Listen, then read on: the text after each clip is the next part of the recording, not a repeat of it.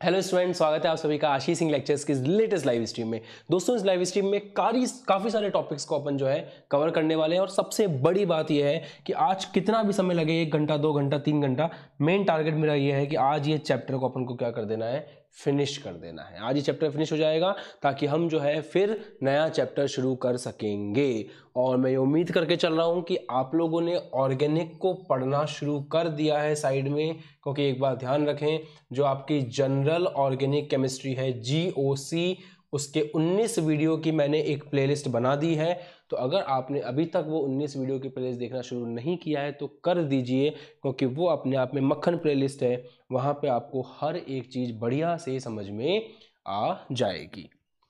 ये सारे topic discuss करेंगे। Graph versus Z versus P.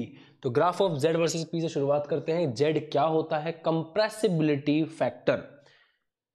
क्या होता है जेड? जेड होता है कंप्रेसिबिलिटी फैक्टर। कंप्रेसिबिलिटी फैक्टर का मतलब संपीड़ीय गुणांक, और संपीड़ीय गुणांक का क्या मतलब होता है ये तो आपको याद ही होगा कल की क्लास से, जहां पे आपको जेड के बारे में हम डिस्कशन कर रहे थे। याद करो, PV is equals to NRT follow करने वाली गैस को हम बोलते हैं आइडियल गैस। याद है सबको? PV is equals to NRT को फॉलो नहीं करने वाली गैस को, या कभी कभी फॉलो करने वाली गैस को, मतलब PV is equals to NRT को फॉलो करना एट हाई टेम्परेचर, मतलब उच्च तापमान के ऊपर जो गैस फॉलो करे परंतु हर तापमान पर फॉलो नहीं करे। अगर PV is equals to NRT को हर तापमान पर आप फॉलो होते हुए देखते हो तो उस गैस को कहते हैं आदर्श गैस, आइडियल गैस। याद है?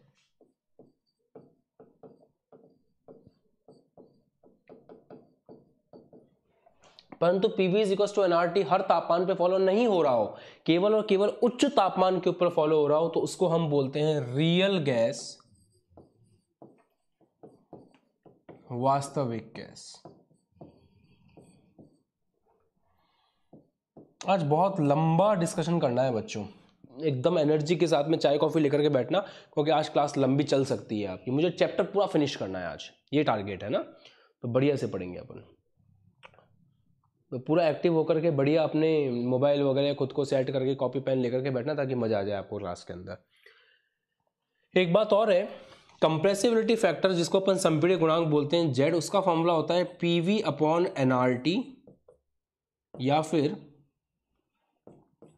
V real upon V ideal.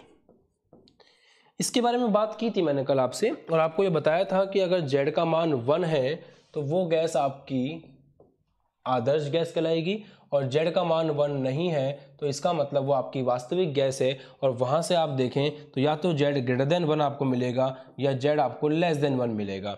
अगर जेड ग्रेटर देन 1 है इसका मतलब V रियल जो है वो ज़्यादा है V आइडियल से, मतलब आपकी गैस ज़्यादा आयतन में रहना पसंद करती है, मतलब उसको पिचका के रखना, उसको संपीड़ित करना मुश्किल है। वो गैस एक्सपेंड होने का नेचर रखती है। मैं क्या करवा रहा हूँ? रिवीजन करवा रहा हूँ।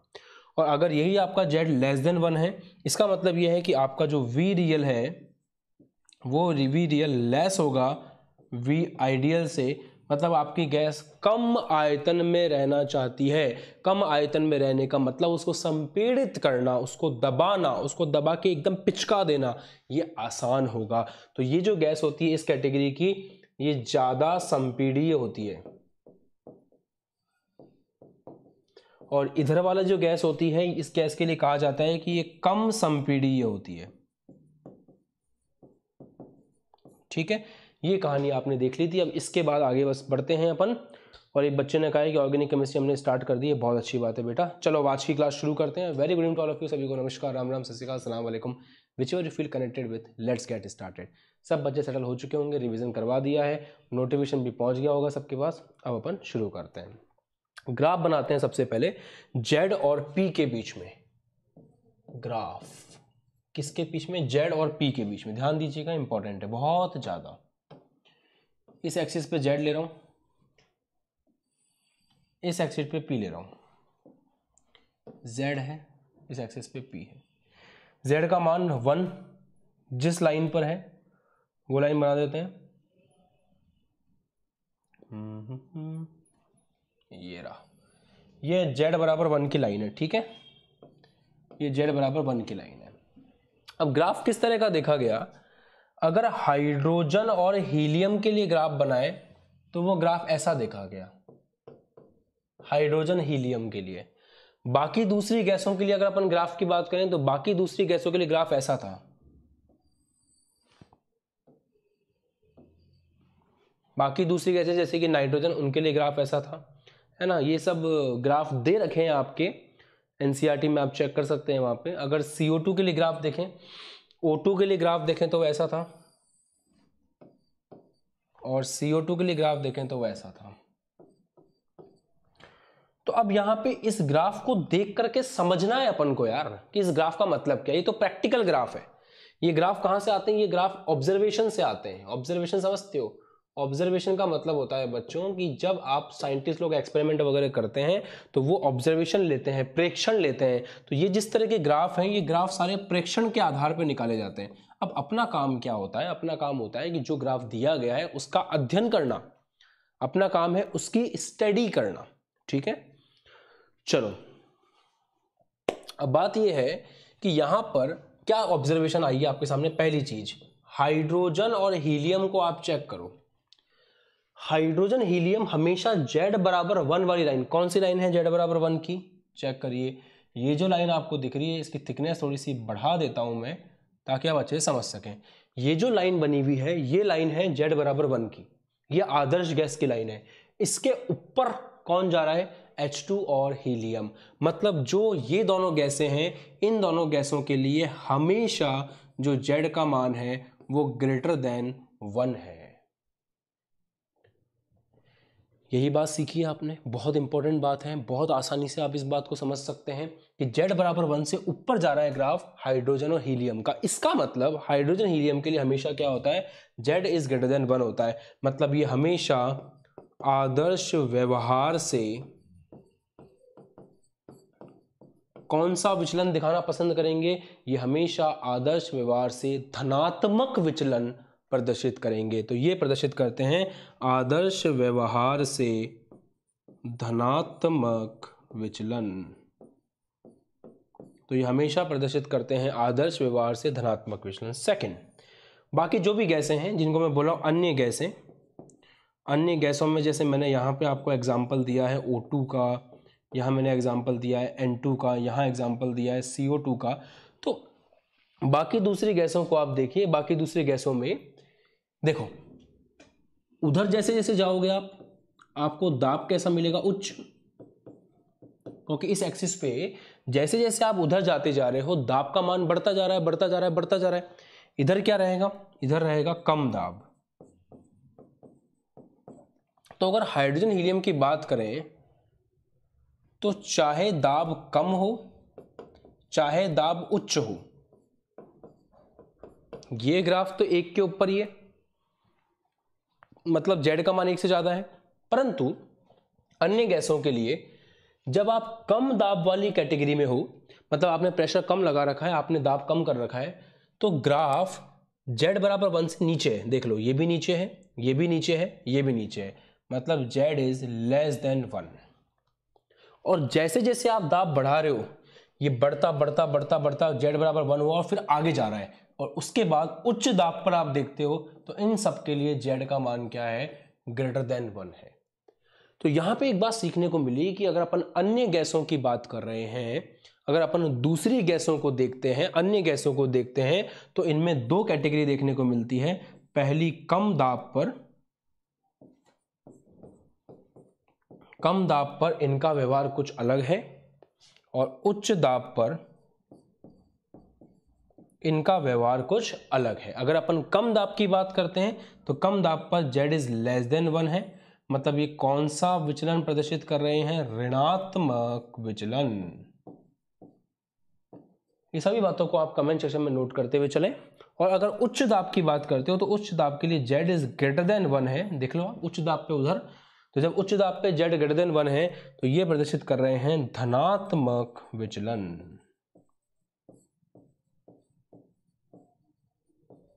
तो इस ग्राफ से ये बात समझ में आती है।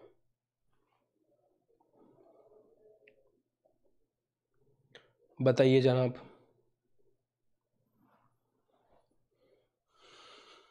बोलो वहां से मक्खन, समझ में आ गया सबको?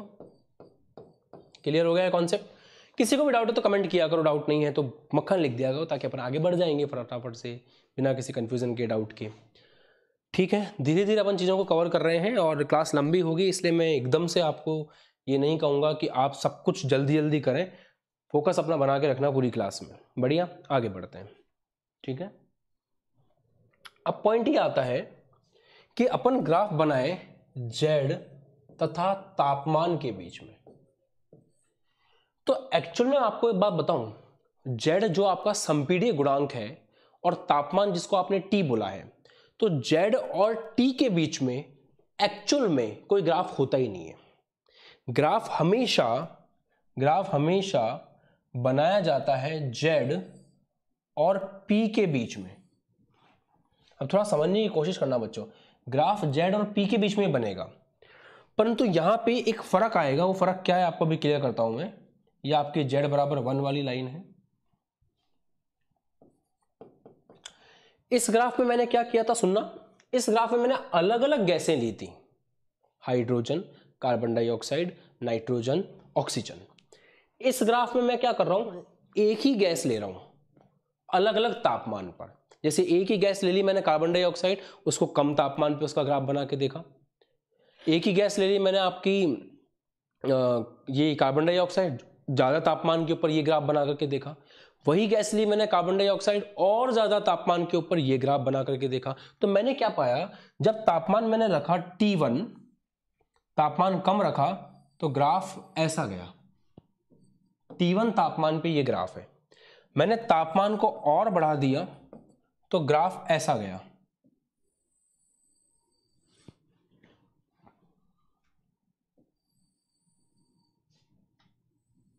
ऐसा गया। मैंने तापमान को और ज्यादा बढ़ा दिया T3, तो ग्राफ ऐसा गया। तो ये T1 तापमान पे ग्राफ था, ये T2 तापमान पे ग्राफ था, ये T3 तापमान पे ग्राफ था, और ये Z बराबर 1 वाली लाइन है आपकी, और ये आदर्श गैस वाली लाइन है।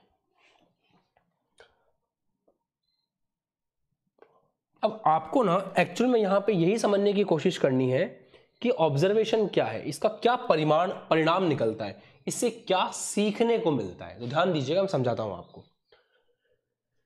क्या है आपने, जेड और पी के बीच में ग्राफ बनाया है और तापमान को बदल के, एक ही गैस को ले लिया, तापमान को बदला आपने। आप क्या देखते हो, जब आपका तापमान कम है T1, तो आदर्श गैस वाला ग्राफ ये रहा, क्योंकि जेड बराबर 1 जो है वो क्या है, आदर्श गैस को प्रदर्शित करता है।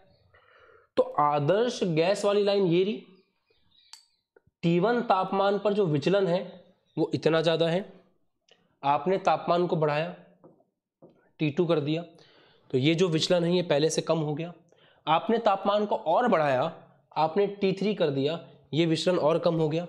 और आपको ये बात पता है कि जैसे जैसे आप तापमान को बढ़ाते जा रहे हो, सुनना मेरी बात को बहुत ध्यान से, जैसे जैसे आप तापमान को बढ़ाते जा रहे हो, आपका ये जो ग्राफ है ये ऊपर आता जा रहा है, मतलब ये पास आता जा रहा है इस डैश डैश वाली लाइन के। यही सेम चीज आपको यहां भी देखने को मिलती है ग्राफ के अगले हिस्से में, कि T1 तापमान पे इतना ज्यादा प्लस में विचलन है, T2 तापमान पे ये विचलन कम हो गया, आपका जो ग्राफ है वो डैश डैश के पास में आ रहा है। तापमान को आपने और बढ़ाया तो ग्राफ और ज्यादा डैश डैश के पास में आ गया। और एक बात समझो बच्चों, कि जितना आपका ग्राफ डैश डैश डैश के पास में जाएगा, उतना ही आपकी गैस आदर्श बनती जाएगी, क्योंकि ये जो ग्राफ है ये आदर्श गैस का ग्राफ है। तो आप खुद देखो कि ये जो आपका है, इसके अंदर आप ये बात समझो। मैं आपको एक चीज बताता हूं, जैसे ये जो आपका ग्राफ था कम तापमान वाला, इस कम तापमान वाले ग्राफ को देखो, ये कितना दूर है आदर्श से। तापमान आपने और बढ़ाया, तापमान और बढ़ाने पर आप ये देखते हो कि अब जो ग्राफ बना है, ये देखो दूसरा वाला जो मैंने अभी अभी ये बनाया T2 तापमान वाला, जब तापमान बढ़ाया तो ये पास में आ गया आदर्श गैस के। और जो आखिरी वाला है T3, वो आप खुद देखो, इसका कलर मैं व्हाइट कर देता हूं, आप खुद देखो, ये आदर्श गैस के ग्राफ से, मतलब Z बराबर 1 वाले ग्राफ के कितना पास है। तो यहां से सदाशिव मिश्रा साहब ने बिल्कुल सही लिखा है कि जितना गैस पास जाएगी उतना आदर्श गैस बनेगी। सही है। तो क्या सीखने को मिला? आदर्श गैस कब बन रही है? उच्च तापमान के ऊपर। तो यहां से एक बात सीखने को मिलती है कि जैसे जैसे तापमान उच्च तापमान होगा, आपकी वास्तविक गैस आदर्श गैस की तरह व्यवहार करेगी।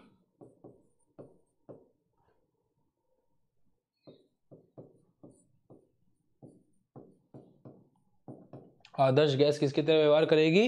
वास्तविक गैस जो है वो आदर्श गैस की तरह व्यवहार करेगी। और विचलन, अब विचलन समझते हो ना? जैसे यहाँ पे ऋणात्मक विचलन है क्योंकि z लेस देन 1 है, और यहाँ पे धनात्मक विचलन है क्योंकि z ग्रेटर देन 1 है। विचलन चाहे वो धनात्मक हो चाहे ऋणात्मक हो, कम होगा, क्योंकि तापमान सबसे ज्यादा है। तो इतना सा विचलन है ऋणात्मक में, और इतना सा ही विचलन है धनात्मक में।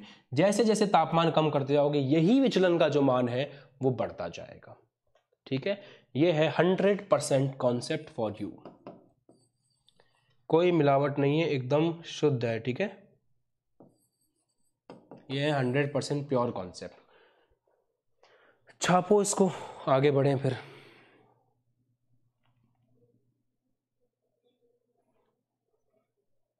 छाप लो, फिर आगे बढ़ेंगे। ठीक है,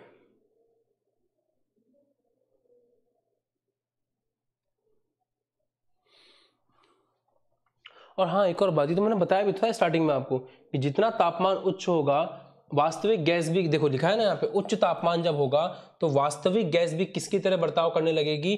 आदर्श गैस की तरह। और P बराबर nRT फॉलो होने लगेगा। ये इसलिए कह रहा था मैं, क्योंकि जितना तापमान होगा उतना ही वो गैस क्या बनती जाएगी? आदर्श बनती जाएगी। और ये बात जो है इस ग्राफ से भी अच्छे से झलकती है, क्लियर होती है। ठीक है, बहुत खुशी की बात, ये टॉपिक यहीं पे खत्म होता है। अब आप इसको फटाफट से इसका स्क्रीनशॉट लीजिए, फिर हम लोग अगले टॉपिक की तरफ आगे बढ़ते हैं। ठीक है, स्क्रीनशॉट। और जो बच्चा स्क्रीनशॉट ले ले, आज से मैं एक नई चीज़ शुरू कर रहा हूँ, जो बच्चा स्क्रीनशॉट ले लेगा वो इमोजी भेजेगा, स्माइली वाली इमोजी। ठीक है, तो उससे हमें पता चलेगा कि हाँ आपने स्क्रीनशॉट ले लिया है और कितने बच्चे सीरियसली चीज़ों को देखते हैं। तो स्क्रीनशॉट लो फटाफट, स्माइली वाली इमोजी भेजो, फिर अपन क्लास को आगे बढ़ाते हैं। ठीक है, स्क्रीनशॉट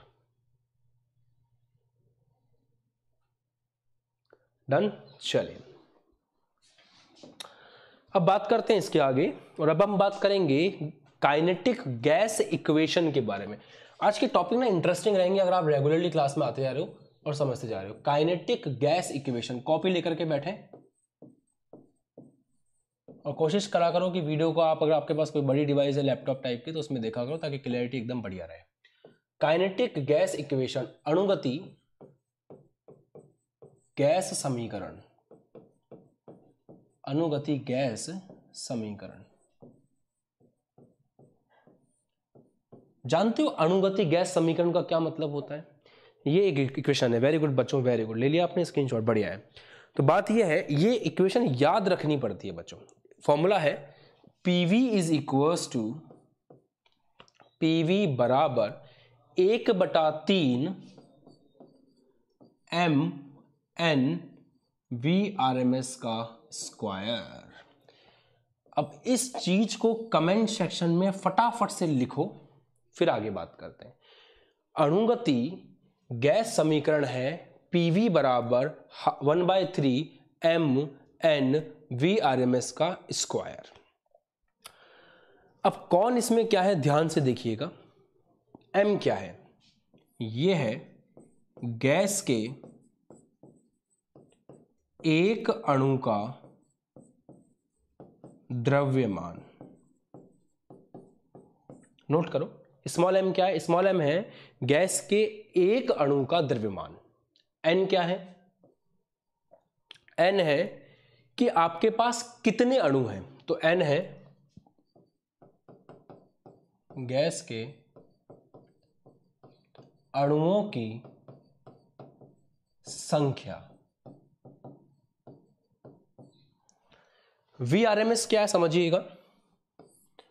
RMS नाम से स्पष्ट है, रूट मीन स्क्वायर।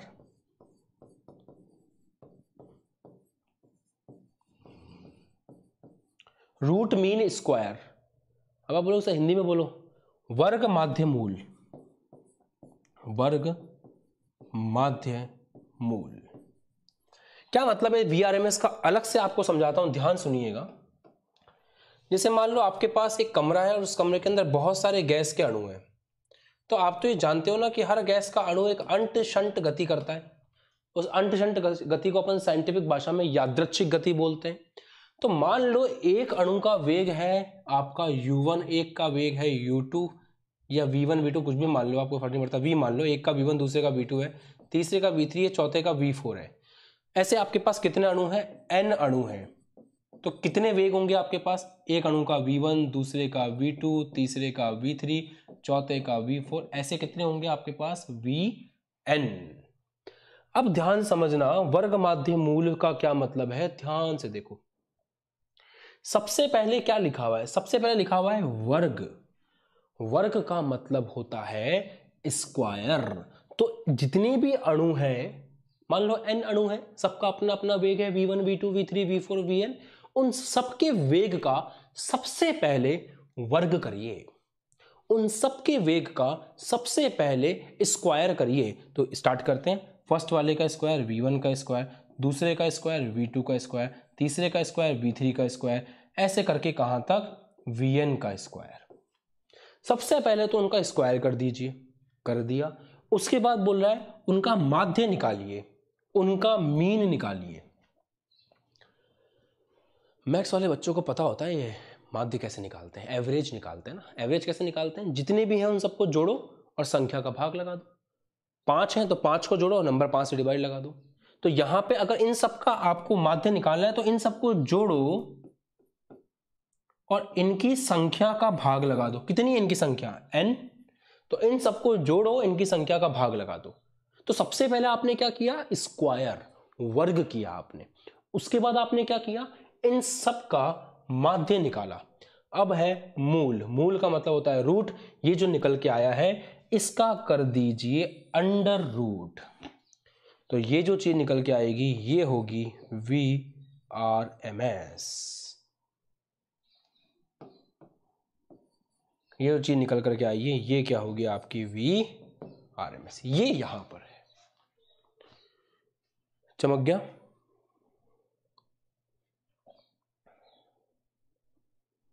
एक बच्चा पूछा 12th का नया कोर्स कब शुरू करोगे? तो 12th का फोर्स बैच हम लोगों ने अनाउंस कर दिया है। जिसने ज्वाइन नहीं किया है आपको ज्वाइन कर लेना है और वो स्टार्ट होगा मार्च में, है ना, या तो लास्ट वीक ऑफ फेब या फिर फर्स्ट वीक ऑफ मार्च। जब भी 11th खत्म होगा उसके बाद 10 दिन की छुट्टी मिलेगी आपको, उसके बाद अपन 12th शुरू करेंगे। ठीक है, चलिए आगे बात करते हैं। अब इसको थोड़ा सा डिराइव करने की कोशिश करते हैं, डेरिवेशन करते हैं। जरा इसका ध्यान सीखिएगा, डेरिवेशन। स्क्रीनशॉट ले लो इसका फटाफट से और स्क्रीनशॉट लेकर के इमोजी भेज दो जल्दी से, तो मुझे पता चल जाए आपने स्क्रीनशॉट ले लिया है। Do it. यहां तक थोड़ा बता दिया आपको आइडिया। अब इसको थोड़ा डेरिवेशन वगैरह करते हैं तो आपको समझ में आया कि चीज़ आई कहाँ से, थोड़ा सा आइडिया लग जाएगा आपको। बढ़े आगे। अब अपन चीज़ों को समझने की कोशिश करते हैं। मान लो आपके पास एक कंटेनर है, एक कंटेनर है आपके पास, है ना।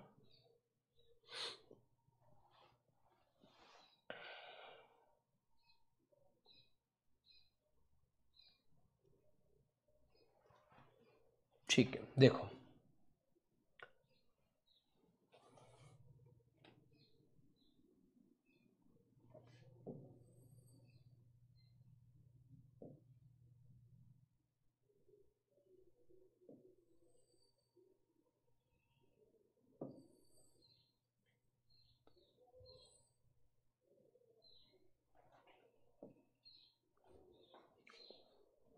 ये एक कमरा है जिस कमरे के अंदर आपने बहुत सारे गैस के अणु भर रखे हैं।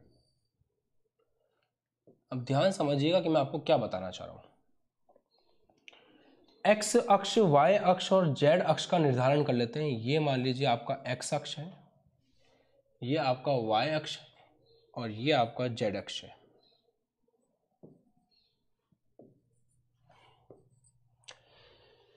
ये जो आप देख रहे हो ना, इन सब ये एक अपने आप में घन है और इसकी जो एक विमा है, भुजा है, वो L है।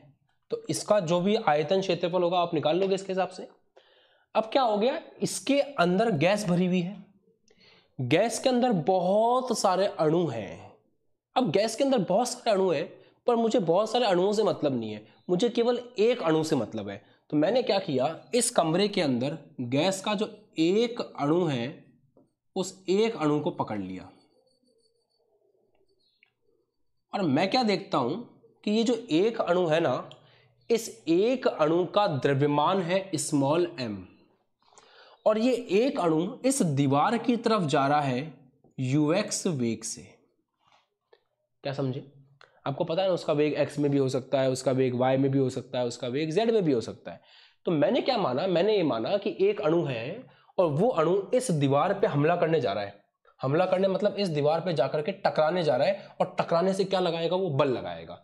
तो ये जो अणु टकराने जा रहा है इसका वेग जो है वो x अक्ष में है और कितना है, ux है।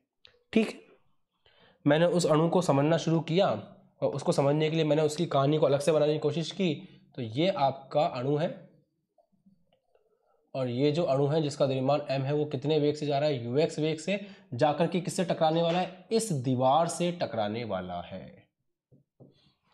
यहां तक बताओ समझ में आया? अभी जब वो टकराने जा रहा है तो उसका प्रारंभिक संवेग कितना है?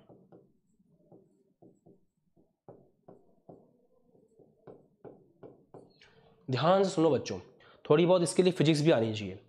जब ये टकराने जा रहा है, जब ये भिड़ने जा रहा है, उसका मर्डर करने जा रहा है, तो उस समय इसका प्रारंभिक संवेग कितना है, द्रव्यमान इंटू वेग m इंटू ux। गया, जाकर के टकराया, टकरा करके वापस आएगा। तो गया, टकरा करके वापस आ रहा है। तो जब ये टकरा करके वापस आ रहा है तो इसका वेग कितना होगा? अभी मैं सुना सर आपने इतना बड़ा भेजा था, टकरा के छूटा कैसे हो गया? और थोड़ा सा गलती हो जाती है ना, उतना ही रहेगा वो। हाँ, तो जितना वेग से टकराने गया था उतने ही वेग से टकरा करके वापस आएगा। आप बोलोगे सर ऐसा क्यों? क्योंकि मैंने आपको बताया था कि यहाँ पे जितनी भी टक्कर होती हैं, अणुगति सिद्धांत में अपन ये बात मान चुके हैं कि जितनी भी टक्कर होती है वो सारी टक्कर प्रत्यास्थ होती है और प्रत्यास्थ टक्कर में आपको पता है गतिज ऊर्जा में कोई परिवर्तन नहीं होता, मतलब द्रव्यमान और वेग में कोई परिवर्तन नहीं होगा। तो जिस वेग से जाकर के टकराया दीवार से ux से, उसी से टकरा करके वापस आएगा। तो उसका अंतिम संवेग क्या होगा? उसका अंतिम संवेग होगा माइनस का mux। प्रारंभिक संवेग को आप बोल सकते हो p इनिशियल, अंतिम संवेग को आप बोल सकते हो p फाइनल। आप बोलोगे सर ये माइनस साइन क्यों लगाया आपने? अरे भाई कॉमन सेंस है ना, कॉमन सेंस के कारण माइनस साइन आ गया कि जब वेग ux था तो प्लस x अक्ष में था, टकरा करके जब वो वापस आ रहा है तो उसका वेग हो गया माइनस x अक्ष में। तो ux का क्या हो गया, माइनस का ux हो गया। ठीक है, अब ये बताओ संवेग में परिवर्तन कितना हुआ? तो संवेग में परिवर्तन देखने को मिला डेल्टा p, जिसको हम बोलते हैं संवेग में परिवर्तन डेल्टा p होगा pf माइनस पी। फिजिक्स के अंदर भी सेम डेरिवेशन आएगा, दो बार नहीं कराऊंगा, अभी एक बार करा रहा हूं, वहां पे बस बता दूंगा कि फिजिक्स में भी एक चैप्टर में डेरिवेशन है, यहां से जाके आपको देखना पड़ेगा। तो एक ही क्लास में आप दो जगह का पढ़ रहे हो तो ध्यान से पढ़ो, सिंसियर होकर के। तो pf माइनस पी यही होता है परिवर्तन। अंतिम कितना है, माइनस का mux। प्रारंभिक ये माइनस बाय डिफॉल्ट आ गया, प्रारंभिक कितना है mux, तो ये कितना आ गया माइनस का 2mux। कितना आ गया 2mux। और अगर अपन केवल साइन की बात, साइन को हटा दें और केवल परिवर्तन की वैल्यू को देखें तो वैल्यू को अगर केवल देखो आप तो ये आ जाएगा 2mux। इतना संवेग में परिवर्तन आपको देखने को मिला। बताओ यहां तक समझ चमक गया अच्छे से? इसके बाद आगे बात करेंगे। अब ये देखेंगे यार, ये तो एक टक्कर में कितनी टक्कर की उसने, खटाक एक टक्कर करी, एक टक्कर की बात हो रही है अभी तो। अब ये सोचो एक टक्कर में समय कितना लगता है, तो ये वाली दीवार है, ये वाली दीवार है। इस दीवार पर सुनना ध्यान से, मान लो यहां से आपका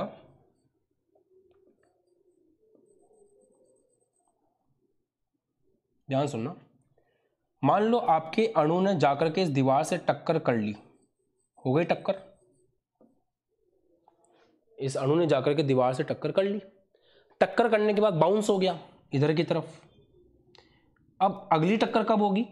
अगली टक्कर तब होगी जब ये वापस, देखो एक बार टकरा चुका है, ध्यान सुनना मेरी बात, यहां तक समझ में आ गया होगा आपके।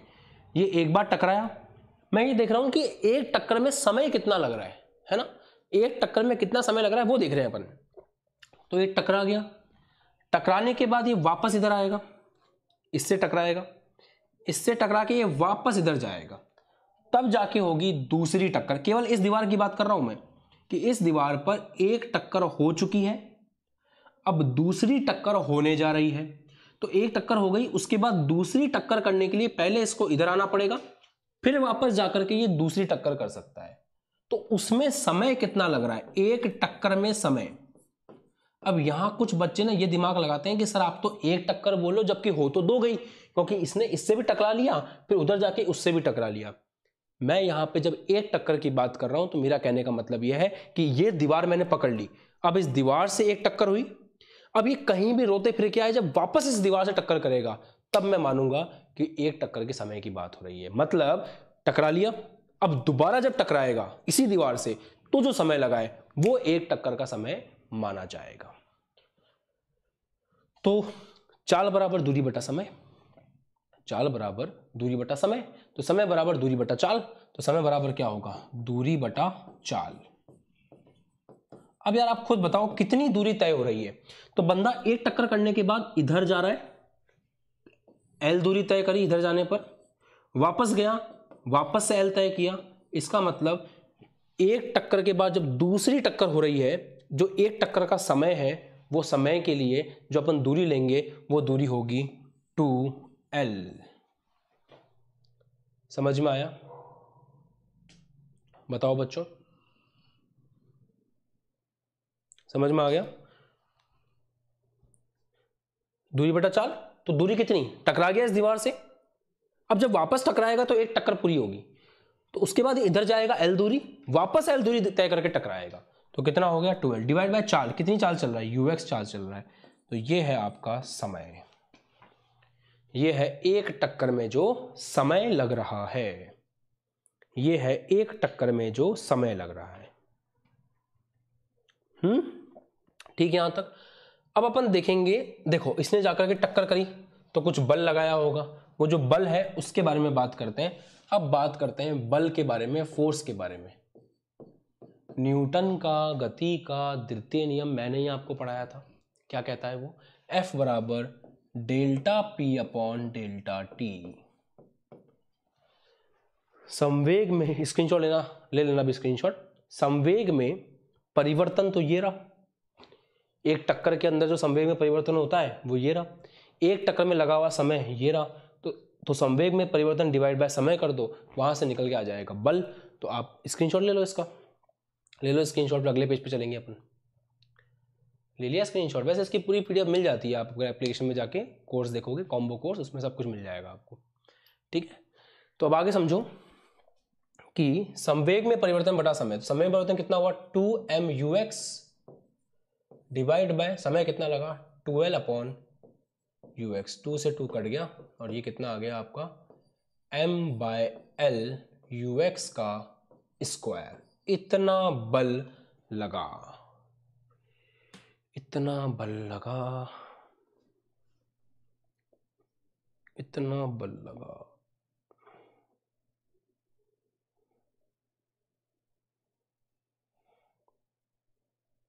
लगा कि नहीं लगा भाई, बोलो। अब आप देखो ये ux है क्या, अगर एक कण की बात करें तो मैं अगर एक कण की बात कर रहा हूं तो मैं कुछ याद दिलाऊंगा आपको। कल की क्लास में मैंने आपको एक चीज पढ़ाई थी, उस चीज को याद दिलाता हूं। मैंने आपको ये पढ़ाया था कि कण का जो वेग होता है ना u, जैसे एक कण है तो उसका वेग होगा u1, तो उस U1 के 3 घटक हो सकते हैं। U1 का x में घटक, उस U1 का y में घटक, उस U1 का z में घटक। और मैंने ये भी सिखाया था कि U1 का स्क्वायर बराबर, यहाँ पे ऐसे बताया था ना आपको, U1 बराबर होगा अंडर रूट ऑफ ux1 का स्क्वायर प्लस ux2 का स्क्वायर, अरे भाई साहब सॉरी, ux1 का स्क्वायर प्लस uy1 का स्क्वायर प्लस uz1 का स्क्वायर। याद करो मैंने सिखाया था कि u1 को अपन ऐसे लिख सकते हैं, ux का ux1 i cap plus u1y j cap plus, एक सेकंड यार दिख नहीं रहा होगा ना उधर, अब दिख रहा है, plus u1z k cap, visible है, ठीक है। इस तरह से लिख सकते हैं। और इसमें अगर अपन इसका मान निकालें तो मान ऐसे निकल के आता है। और मैंने ये बताया था कि जो आपका ux है वो बराबर है uy के और वो बराबर है uz के, तो आप किसी भी एक को लिख सकते हो। तो ये हो जाएगा 3ux1 का स्क्वायर का अंडर रूट। और अगर आप ऐसे लिखना चाहें तो इस अंडर रूट को इधर ले आएं तो u1 स्क्वायर बराबर क्या आ जाएगा, 3ux1 का होल स्क्वायर। तो यहाँ से ux1 का होल स्क्वायर कितना आ जाएगा, 1/3 u1 का स्क्वायर। बोलो भाई समझ में आ रहा है? अब ना पुरानी चीज़ जो पढ़ाई थी ना कल, अगर वो आज भूल जाओगे तो कैसे काम चलेगा। इसलिए मैं कहता हूँ कि जो चीज़ मैंने कल की क्लास में पढ़ाई है उसको भूल नहीं सकते आप, उसको याद रखना पड़ेगा आपको।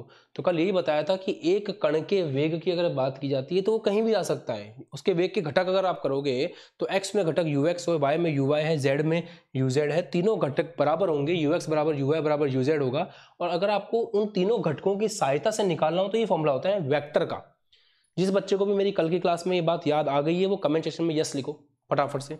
ये पुरानी बात कल की क्लास से अगर आपको याद आ गई हो तो यस लिखो जल्दी से, ताकि मुझे पता चल जाए कितने बच्चे रेगुलरली आ रहे हैं। ठीक है, यस लिखो फटाफट।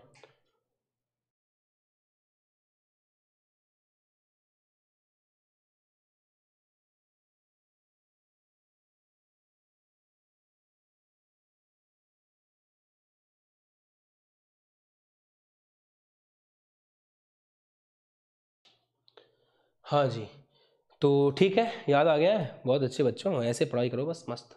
ठीक है, अब ध्यान दो इधर। तो ये जो ux दिख रहा है आपको, इस ux के स्क्वायर की जगह मैं क्या लिख सकता हूँ, 1/3 u1 का स्क्वायर। तो यहाँ से f कितना आ जाएगा, 1/3 आपका m u1 का स्क्वायर अपॉन l। और इसको अगर आप चाहें समझें तो ये पता है क्या है, ये है एक कण या एक गैस के एक अणु के कारण बल।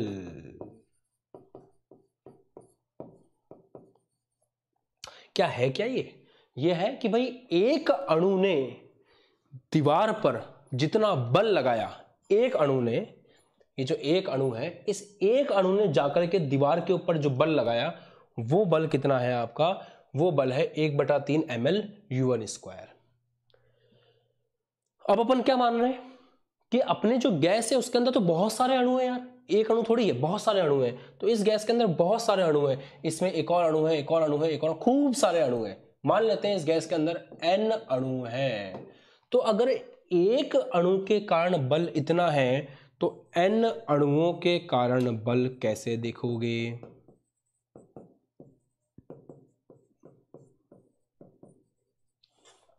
n अणुओं के कारण बल ऐसे लिखा जाएगा कि F बराबर F total ft 1/3 m u1 का स्क्वायर बटा l प्लस दूसरे वाले अणु के लिए 1/3 m u2 का स्क्वायर बटा l, क्योंकि दूसरे वाले अणु का वेग u2 होगा।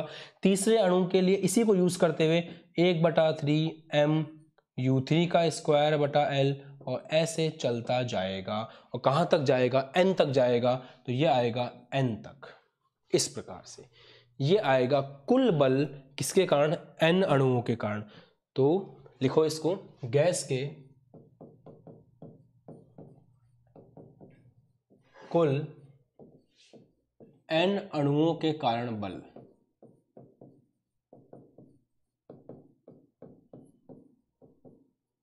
गैस के कुल n अणुओं के कारण बल। कैसे लगाओगे बल, समझो। एक गैस के अणु के कारण इतना था, सबको जोड़ते जाओ। तो मान लो एक अणु जो है u1 वेग से चल रहा है, तो दूसरा वाला अणु किस वेग से चल रहा होगा, दूसरा वाला अणु u2 वेग से चल रहा होगा, तो डेरिवेशन उसके लिए सेम होगा, बट u1 की जगह क्या आ जाएगा, u2 आ जाएगा। तो एक ने जाकर के टक्कर मारी 1/3 ml u1 स्क्वायर, दूसरे ने जाकर टक्कर मारी 1/3 ml u2 स्क्वायर, तीसरे ने जाकर के टक्कर मारी 1/3 ml u2 u3 स्क्वायर, ऐसे n तक जोड़ेंगे। तो यह आएगा 1/3 ml 1/3 ml u1 का स्क्वायर प्लस एफ नेट निकाल रहे हैं ना, एफ नेट ध्यान देना बच्चों, अभी खत्म नहीं हुआ है टॉपिक। हाफ m/l u2 का square plus half m/l u3 का स्क्वायर। कहाँ तक जाएगी ये कहानी, ये जाएगी 1/2 m/l un का स्क्वायर।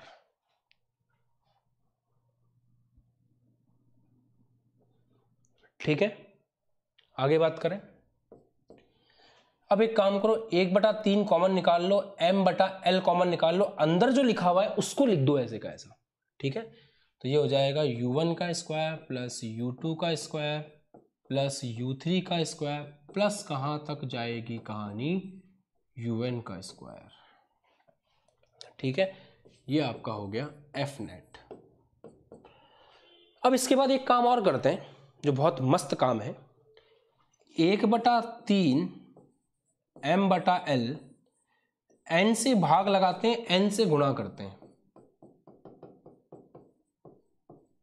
n से ही मैंने इसको भाग लगा दिया, n से ही गुणा कर दिया। और n क्या है, n है गैस के अणुओं की संख्या। क्या किया, ध्यान सुनो बच्चों, n से ही गुणा कर दिया, n से ही भाग लगा दिया। क्या बना, आपने इस चीज को देखा है कहीं पे, ये कुछ बना है आपके सामने। आ जाओ फर्स्ट पेज पर। VRMS क्या है, u1 का स्क्वायर प्लस u2 का स्क्वायर प्लस u3 का स्क्वायर। यहां से मैं ऐसे भी लिख सकता हूं कि VRMS का होल स्क्वायर बराबर v1 का स्क्वायर प्लस v2 का स्क्वायर प्लस टक टक टक vn का स्क्वायर डिवाइड बाय n। समझो, अगर इस अंडर रूट को मैं उधर भेज दूं तो ये VRMS का स्क्वायर बन जाएगा, इधर वाली चीज। यही सेम चीज तो आपको वहां दिख रही थी, u1 का स्क्वायर प्लस u2 का स्क्वायर प्लस un का स्क्वायर डिवाइड बाय n। तो वो क्या होगा, URMS का होल स्क्वायर। तो ये बनेगा URMS का होल स्क्वायर। इसको V लिया होता तो V लिख सकते थे, U लिया है तो URMS बोलने बात एक ही है। तो ये आ गया 1/3 ml V या U बोलो URMS का होल स्क्वायर, और साथ में क्या चल रहा है आपका N चल रहा है। तो ये आ गया कुल बल जो एक दीवार के ऊपर लग रहा है गैस के सभी अणुओं के कारण। कौन सी दीवार पे लग रहा है ये, एक दीवार ली थी ना अपन ने उसकी, ये वाली दीवार। इस दीवार के ऊपर गैस के जो n अणु हैं वो जितना बल लगा रहे हैं वो सारा बल ये रहा। बोलो यहां तक समझ में आया। डेरिवेशन ना सिस्टमैटिकली चलाना पड़ेगा। इस डेरिवेशन को ऐसे अपन नहीं कर सकते कि भाई इस डेरिवेशन को आप ऐसे कर लो कि रट लो, ये भी नहीं हो पाएगा। सिस्टमैटिकली एक एक स्टेप बाय स्टेप मैं आपको चलवा रहा हूं ताकि कोई दिक्कत नहीं आए। ठीक है, बढ़िया, वेरी गुड।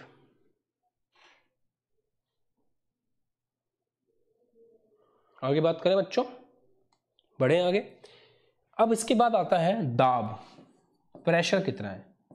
प्रेशर क्या होता है सोचो, प्रेशर होता है बल बटा क्षेत्रफल।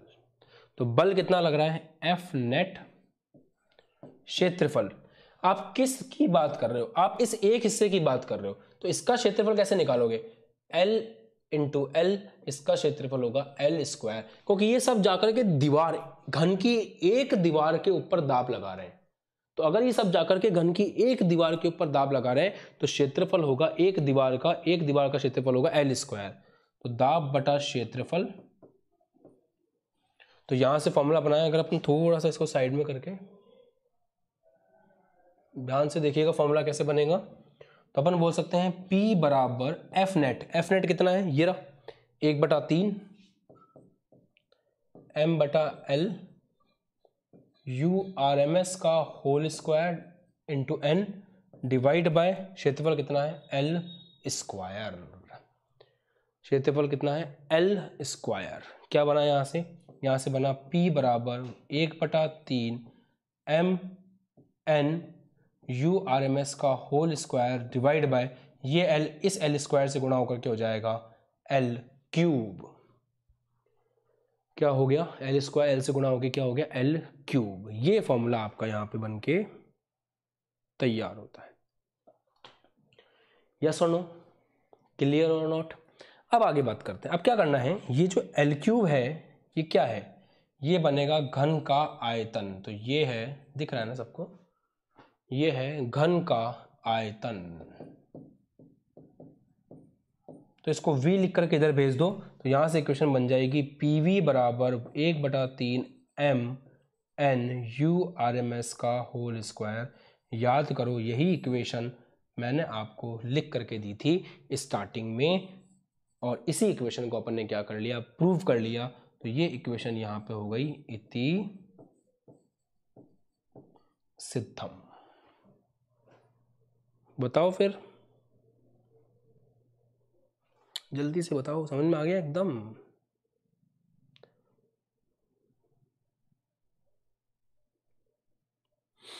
अब तो कभी नहीं भूलोगे यार, बताओ।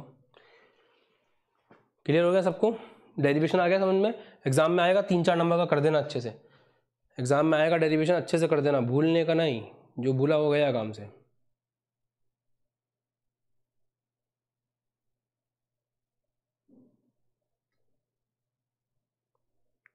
जो भूला वो गया, जो भूला वो गया। ठीक है आगे बढ़े, चलो लो इसका स्क्रीनशॉट। ठीक है, ब्रेक लेते हैं, 1 मिनट का, पानी वानी पियाओ, फिर अपन आगे बढ़ते हैं। स्क्रीनशॉट ले लो इसका, वापस मिलते हैं 1 मिनट बाद।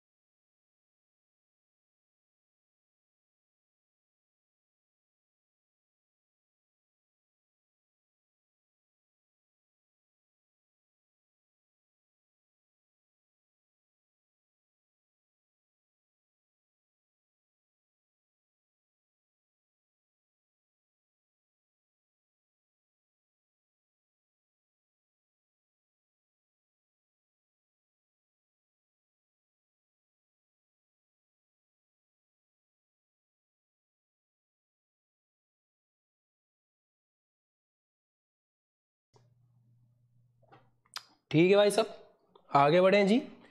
अभी तो 1 घंटा और पढ़ना है भाई, तो थोड़ी हिम्मत रखो सभी लोग अच्छे से, ठीक है, एनर्जी के साथ, एकदम पावर के साथ।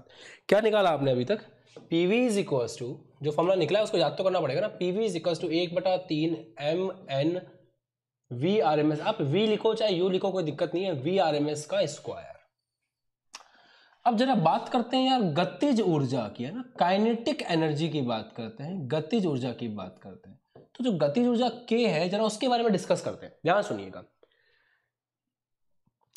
एक जो कण है, कितने कण है आपके पास, 1 2 3 4, आपने ये मान लिया था ना कि जो आपकी गैस है उस गैस के अंदर कितने कण हैं, n कण है। तो आपकी गैस के अंदर n कण है, 1 2 3 4 5 7, ऐसे n कण है आपके पास। तो एक कण की गतिज ऊर्जा कैसे लिखोगे, ½ mu1 स्क्वायर। सब कणों का द्रव्यमान आपको एक मानना है, ये तो कहानी, ये बताया था ना अपन ने, पहला पॉइंट याद है आपको अणुगति सिद्धांत का, कि सभी गैस के जो कण हैं वो एक समान है, सभी का जो द्रव्यमान है वो एक समान है। तो ये आपको मान के चलना है, राइट। तो ½ mu1 स्क्वायर एक कण का गतिज ऊर्जा, दूसरे कण की ½ mu2 स्क्वायर, तीसरे कण की, ऐसे करके n कणों की कितनी होगी, ½ mun स्क्वायर, राइट। अब यहां से एक काम करिए, m कॉमन निकाल लीजिए, तो यहां से आ जाएगा u1 square plus u2 square plus up to un square, सही है। अब एक काम करते हैं ना यार अपन, n से भाग n से गुणा, तो ½ m n से भाग n से गुणा,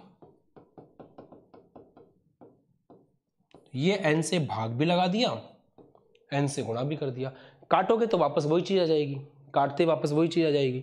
तो यहाँ से अब देखो ये चीज़ क्या बनी, नोटिस करना, ये चीज़ क्या बनी, ध्यान दोगे अगर तो ये चीज़ बनी है VRMS का स्क्वायर, पहले ही देख लिया था अपन ने सेम।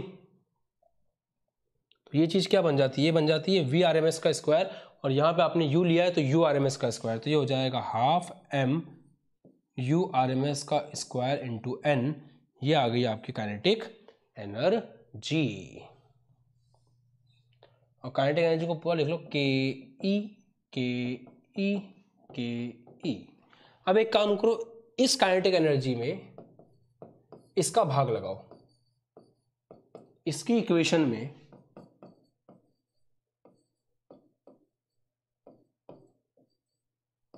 इसका भाग लगाओ, यू था ना ये, इसका भाग लगाओ।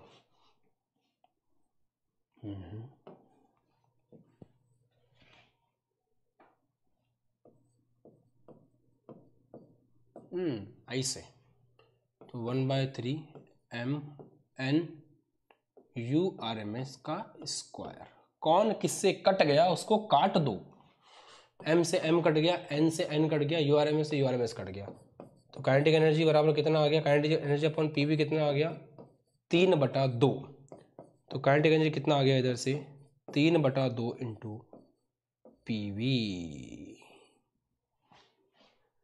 आ गया।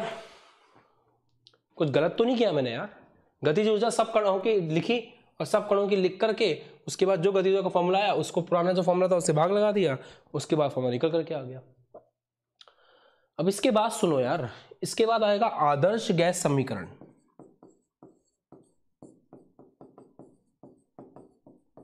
क्या कहता है वो, PV बराबर nRT। ध्यान देना, इस nRT में n का मतलब क्या है आपको याद होना चाहिए, है ना। PV बराबर nRT में इस n का मतलब है गैस के मोलों की संख्या, इस PV बराबर nRT में n का मतलब है गैस के मोलों की संख्या। और इस फॉर्मूले में जो n चल रहा था या इधर जो n है उसका मतलब है गैस के अणुओं की संख्या। गड़बड़ मत कर देना, इस n का मतलब क्या है, गैस के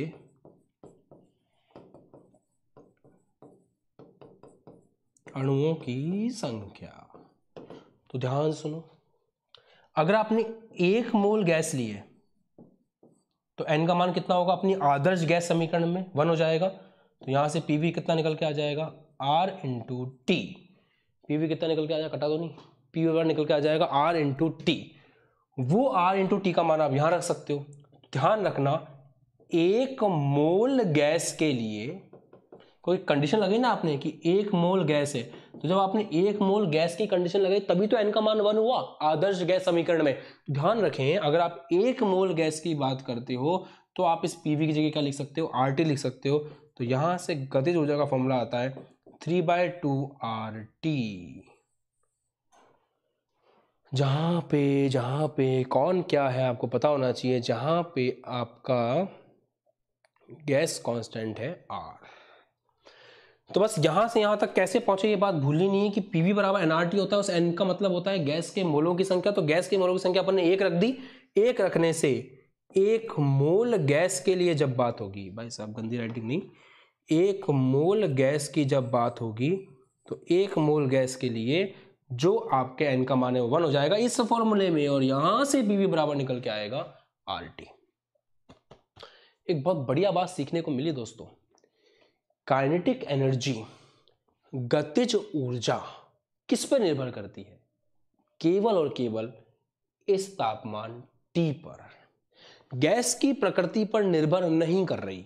और आप याद करो, मैंने आपको पोस्टुलेट भी तो पढ़ाया था कल जब अपन अणुगति सिद्धांत पढ़ रहे थे, तो वहां पे एक पॉइंट आया था, याद है आपको वो पॉइंट क्या था, जल्दी जल्दी बताओ। वो पॉइंट ये था कि जो गतिज ऊर्जा होती है गैस के अणुओं की वो निर्भर नहीं करती है उसकी प्रकृति पे, केवल और केवल तापमान पर निर्भर करती है, केवल और केवल टेम्परेचर पर डिपेंड करती है। यही बात तो यहां पर निकल करके आई। कितनी खुशी की बात है ना, कितना बढ़िया लगता है ना जब अपन पुरानी चीज को नई चीज के साथ में जोड़ पाते हैं, बताइए। ठीक है, तो जैसे ये हैं बच्चे जो एक्टिव हैं क्लास के अंदर, इनके कमेंट यहाँ पे पिन किए जा रहे हैं, यही वो बच्चे हैं जो मेहनत कर रहे हैं। आज देखता हूँ कितना दम है आपके अंदर और कितना आप रेगुलरिटी से लास्ट मिनट तक मेरे साथ पढ़ते हो, क्योंकि आप लोग 12th में जाने वाले हो ना। 12th में आपको बहुत मेहनत करनी पड़ेगी। तो अगर आप सच में 12th में मेहनत करना चाहते हो तो अभी समय है, सिद्ध करो खुद को। रुको क्लास के अंदर लास्ट मोमेंट तक, एक चैलेंज की तरह एक्सेप्ट करो इसको कि सर आप पढ़ाओ 2 घंटे, हम देख लेंगे। तब तो मजा आएगा पढ़ने में, पढ़ाने में। क्योंकि अगर आप ये चाहते हो कि जीवन में सक्सेस बनना है, कुछ अच्छा नंबर लेकर के आने हैं, तो आज नहीं तो कल पढ़ना सीखना पड़ेगा, टिका करके बैठना सीखना पड़ेगा। ठीक है बात? आज पता चलेगा किसमें कितना है दम, वो वाली बात। ठीक है, तो क्या सीखा? ये जो गतिज ऊर्जा है, वो गतिज ऊर्जा किस पर निर्भर कर रही है? केवल तापमान पर, और किसी चीज पर निर्भर नहीं कर रही। बस ये 1 मोल वाली बात बहुत इंपॉर्टेंट है, इसको याद रखना।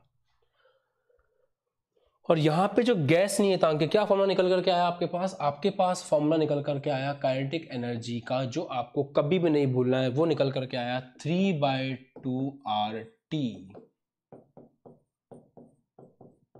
इससे इसको आप तभी लिख सकते हो जब 1 मोल है आपके पास। ये हमेशा सही है, बट ये केवल तब सही है जब 1 मोल है। नहीं तो इस पीवी की जगह आपको एनआरटी लिखना पड़ेगा। दूसरी बात, एनआरटी लिख नहीं सकते ना आप 1 मोल गैस लेके ही बात करोगे। 1 मोल गैस की ही आपको बात करनी है, और किसी भी चीज़ की आपको बात नहीं करनी है ना? यही पॉइंट होता है, यही पॉइंट इंपॉर्टेंट होता है एक्चुअल में। कुछ बता रहा था यार मैं, हाँ, आर का जो मान है वो कौन सा लेना है। जब मैंने आपको बताया था आर के मान के ऊपर, मैंने डिस्कस किया था अच्छे से, तो मैंने आपको ये बातें बताई थी कि आर का मान जो है काफ़ी सारे हो सकते हैं, पर जब जब ऊर्जा की बात आएगी तो आपको आर का मान 8.314 लेना है। याद आया कि जब भी आर के मान, जब भी ऊर्जा की बात आ रही हो, मैंने आपको बताया था कि जब भी ऊर्जा की बात आ रही हो तो आपको आर का जो मान है, जिसको अपन गैस नियतांक बोलते हैं, उस गैस नियतांक का मान आपको कितना लेना है? 8.314 लेना है। ठीक है, आगे बढ़े। चलो आगे ध्यान सुनना। ये जो है, ये कितने मोल गैस का है? काइनेटिक एनर्जी बराबर है 3/2 RT। ये कितने मोल गैस की गतिज ऊर्जा है? 1 मोल गैस की। अगर गैस का मोल n हो, n मोल गैस के लिए आप क्या करोगे? तो मैंने आपको बताया ना, पीवी की जगह आपको ऐसे का ऐसा nRT रख देना है। तो अगर n मोल गैस है तो यहां पे n भी साथ में आ जाएगा। इस n का मतलब याद रखो, इस n का मतलब है गैस के मोलों की संख्या।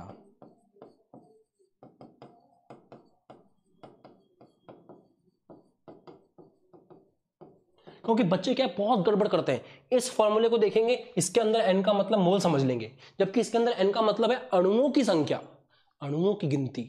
10 है, 20 है, 15 है, 50 है। इसके अंदर है, इस n का मतलब है गैस के मोलों की संख्या। तो ये मोल को नहीं भूलना है, नहीं तो एग्जाम में गलती होगी। लिखो इस बात को, चलो कमेंट सेक्शन में, फिर आगे बढ़ते हैं।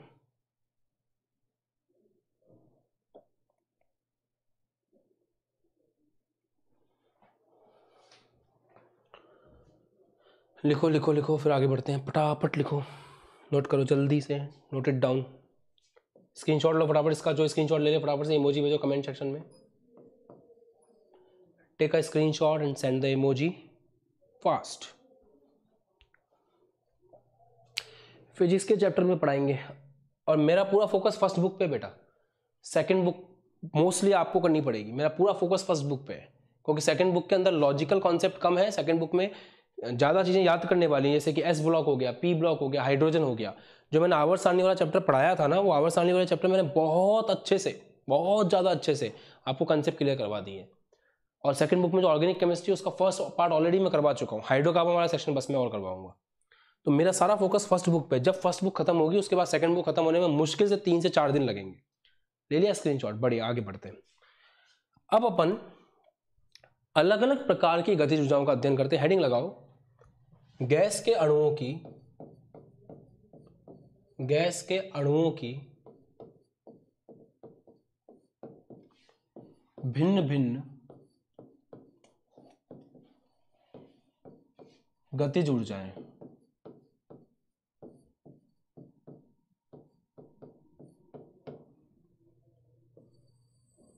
ध्यान से समझिएगा। सबसे पहली अपन डिस्कस करने जा रहे हैं मोस्ट प्रोबेबल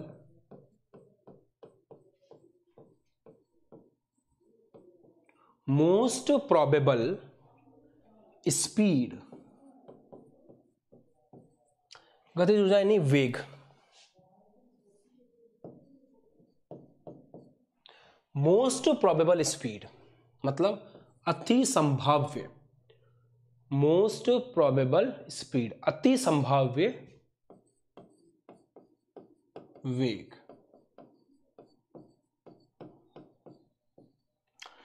क्या मतलब है समझना है ना, बाद में इसका फॉर्मूला बताऊंगा। फॉर्मूला आपको डायरेक्ट याद करना पड़ेगा, डायरेक्ट लर्न कर लोगे आप फॉर्मूले को। बात सुनो ध्यान से। होता क्या है, मैंने क्या किया, मैंने आंख पे पट्टी बांध ली, एकदम आंख बंद कर ली, आंख पे मैंने पट्टी बांध ली, और पट्टी बांधने के बाद मैंने क्या किया, आंख को बिल्कुल बंद करके, इस कमरे के अंदर गैस के बहुत सारे अणु हैं, मैं क्या करता हूँ, अपनी आंख को बंद करता हूँ और एक अणु को पकड़ता हूँ ऐसे ही रैंडम यादृच्छिक। तो मैंने एक अणु को ऐसे पकड़ लिया, पकड़ के आंख खोल के देखा, उस अणु की जो वेग है वो मुझे मिलता है 100, छोड़ दिया। फिर मैंने आंख बंद करके दूसरे अणु को पकड़ा, उसका वेग मुझे मिला 200, मैंने छोड़ दिया। आंख बंद करके तीसरे को पकड़ा, उसका वेग भी मुझे मिला 100, मैंने छोड़ दिया। आंख बंद करके चौथे को पकड़ा, उसका वेग भी मुझे मिला 100, उसको भी छोड़ दिया। अगले को पकड़ा, उसका वेग मिला मुझे 300। फिर मैंने आंख खोली और दिमाग चलाना शुरू किया कि भाई जब मैंने ऐसे यादृच्छिक रूप में गैस के अणुओं को उठाया था तो सबसे ज्यादा मिलने वाली ऊर्जा कौन सी थी। आपको भी याद हो गया होगा एग्जाम्पल में 100, क्योंकि 5 में से 3 अणुओं को जब मैंने पकड़ा तो उन 3 अणुओं के पास कितनी ऊर्जा थी, 100। तो जिसके मिलने की संभावना सबसे ज्यादा है उसे कहते हैं अति संभाव्य वेग। जिसके मिलने की संभावना सबसे ज्यादा है उसे बोलते हैं अति संभाव्य वेग। अति संभाव्य वेग मोस्ट प्रोबेबल स्पीड जो आपको मोस्टली मिलेगी, इसको VMP के नाम से जानते हैं, और VMP का फॉर्मूला होता है √2RT/m।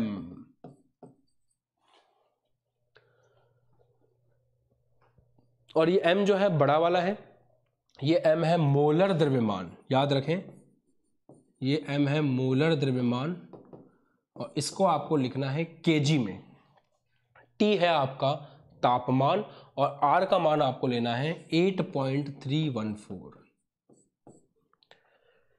फॉर्मूला याद करना पड़ेगा, you have to learn this formula. इसका डेरिवेशन नहीं है उन्ना कोर्स में, याद करना पड़ेगा। दूसरा देखते हैं, अति संभाव्य वेग समझ में आ गया। दूसरा है औसत वेग। अरे फर्जी, अगर एक का वेग v1 है, दूसरे का v2 है, तीसरे का v3 है, चौथे का v4 है, पांचवे का v5 है, ऐसे vn है, तो उनका एवरेज निकाल दो। तो v एवरेज का फॉर्मूला क्या होगा, v1 plus v2 plus v3 up to vn divide by n, ये होगा आपके पास औसत वेग। इसका फॉर्मूला 8/π/RT/m। R वही गैस नियतांक, T वही तापमान केल्विन में, M वही मोलर द्रव्यमान, ठीक है। तीसरे वाले से तो आप मिले हुए हो ना, root mean square velocity RMS वर्ग माध्य मूल वेग,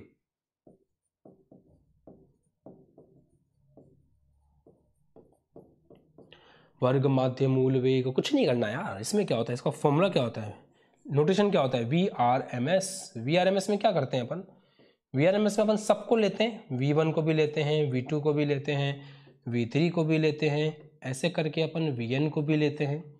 सबसे पहले अपन इनका वर्ग करते हैं, स्क्वायर करते हैं। तो सबसे पहले इनका स्क्वायर करेंगे, इसका भी स्क्वायर, इसका भी स्क्वायर, इसका भी स्क्वायर, इसका भी स्क्वायर। उसके बाद हम इन सबको जोड़ देते हैं, डिवाइड करके फिर हम n का भाग लगाते हैं। तो सबसे पहले हम वर्ग करते हैं, उसके बाद हम उनका माध्य निकालते हैं, माध्य निकालने के बाद हम उनका मूल निकाल लेते हैं। उस ऊपर वाले को नुकसान नहीं होना चाहिए ना, तो ऐसे थोड़ा सा ऐसे गया। तो ये जो आपने किया है, ये क्या है, आपने RMS निकाल लिया, ठीक है। इसका भी एक फॉर्मूला इन सब के फॉर्मेट में, वो भी याद रखो, √3RT/m। अब अगर आप लोग ना थोड़ा सा ऑब्जर्वेशन रखोगे ना, थोड़ी सी ऑब्जर्वेशन, तो मोस्ट प्रोबेबल स्पीड में RT/m इसमें भी है, RT/m इसमें भी है, RT/m इसमें भी है। बस इसमें नंबर 2 आपको दिमाग में रखना है, इसमें 8/पाई आपको दिमाग में रखना है, और इसके अंदर 3 दिमाग में रखना है। बाकी RT/m तीनों में है, बाकी RT/m तीनों में है, RT/m तीनों में है, तीनों के अंदर RT/m, तीनों में, तीनों में, तीनों में, तीनों में, तीनों में। क्लियर? यस और नो बताइए। तो तीनों फॉर्मूले आपके सामने लिखता हूं। मोस्ट प्रोबेबल स्पीड, ठीक है, उसके बाद एवरेज स्पीड, और उसके बाद RMS स्पीड। याद है आपको? अब तो याद हो ही गया होगा। √2 RT/m, बस m आपको बड़ा लेना है, m आपका बड़ा होना चाहिए। ये क्या है? √8/पाई RT/m। ये क्या है? √3 RT/m। अब आपसे कोई पूछे कि कौन बड़ा है, मोस्ट प्रोबेबल स्पीड बड़ी है, अति संभाव्य ऊर्जा बड़ी है, या फिर औसत ऊर्जा बड़ी है, या फिर RMS बड़ा है, कौन बड़ा है बताइए। तो देखो आंसर कैसे करोगे। सबसे छोटा है VMP, क्योंकि इसमें √2 है। इनका अगर अपन अनुपात निकालें तो √2 का फर्क आ रहा है। इसका अनुपात निकालें तो √8/पाई, और इसका अनुपात निकालें तो √3 आ रहा है। तो सबसे छोटा है अति संभाव्य ऊर्जा, उससे बड़ी है औसत ऊर्जा, और सबसे बड़ी है आपकी RMS अर्थात वर्ग माध्य मूल ऊर्जा। तो नोट करें कमेंट सेक्शन में अभी के अभी कि यहां पे ये ऑर्डर है, ये क्रम है, ये क्रम कमेंट सेक्शन में लिखो। Right this in comment.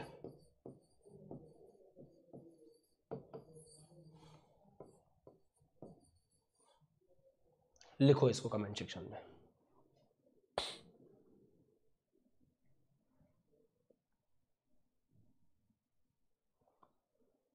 ठीक है,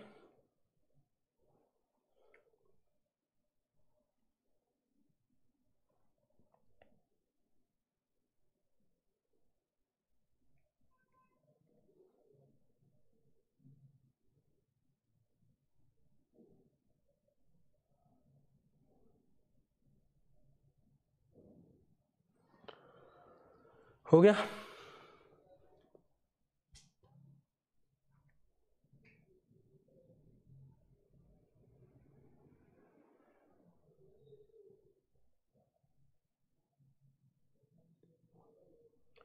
देखो मैं तुम्हारा वेट ही कर रहा हूं सबका। शहबाज ने सब कुछ लिखा है, वेरी गुड। प्रियांशु ने लिखा है, शशांक ने लिखा है, गुड। अब आगे बात करते हैं बच्चों। हैं नेक्स्ट टॉपिक जो आपके सामने पेश करने जा रहा हूं, हेडिंग लगाएं Maxwell distribution curve. Maxwell distribution curve, simple language में मैक्सवेल का वक्र। मैक्सवेल ने एक वक्र दिया, उसको समझने की कोशिश करना। बहुत इंटरेस्टिंग वक्र था इसका। और आपको मैं एक बात बता दूं, इतिहास अपने आप को दोहराता है। अगर आप ही लोगों ने मेरे से ही 12th क्लास का अध्ययन किया अगली साल, तो एक चैप्टर आएगा, चैप्टर नंबर 4। एक चैप्टर आएगा, चैप्टर नंबर 4, और उस चैप्टर नंबर 4 के अंदर ना एक ऐसा समय आएगा जब इसी ग्राफ को लेकर के मैं उस चैप्टर का एक बहुत इंपॉर्टेंट पार्ट आपसे डिस्कस कर रहा हूंगा। उस समय आपको अभी का पढ़ा हुआ काम में आएगा। मैंने कहा ना, मेरा 11th पढ़ाने का मतलब ये नहीं है कि आप एक अच्छा स्कूल में मार्क्स ले आओ। वो तो वैसे भी आपको पता है कि इस बार बच्चों, हकीकत बताऊं मैं आपको, स्कूल के अंदर क्लासेस हो नहीं पाई है, कोर्स आपका खत्म हो नहीं पाएगा कहीं भी। कि ना स्कूल में अगर वो करेंगे भी तो कैसे कर सकते हैं आप सोचो। जो लेक्चर मैं 100-150 लेक्चर आपको पढ़ा रहा हूँ, वो एक महीने में टीचर कैसे पढ़ा सकता है। तो अब आपके 11th क्लास के जो एग्जाम होंगे वो उस तरीके से नहीं हो पाएंगे जैसे हर साल होते थे। तो आपको वैसे भी अब ये बात समझनी है कि आपको थोड़ा ही पढ़ के जाना है 12th क्लास में, बट उस थोड़े में आपको इतना अच्छा पढ़ के जाना है कि नेक्स्ट ईयर आपको एक भी चीज की दिक्कत नहीं आए। और वही काम मैं एक्चुअल में कर रहा हूं कि आपको उतना ही पढ़ के जाना पड़े कि आपको नेक्स्ट ईयर किसी तरह की कोई दिक्कत नहीं हो। समझो मेरी बात को। ये ग्राफ किसके बीच में? ये ग्राफ है अणुओं के अंश,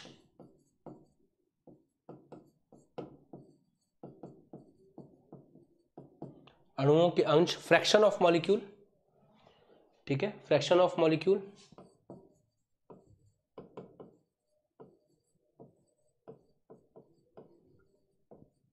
डिवाइड बाय वेग।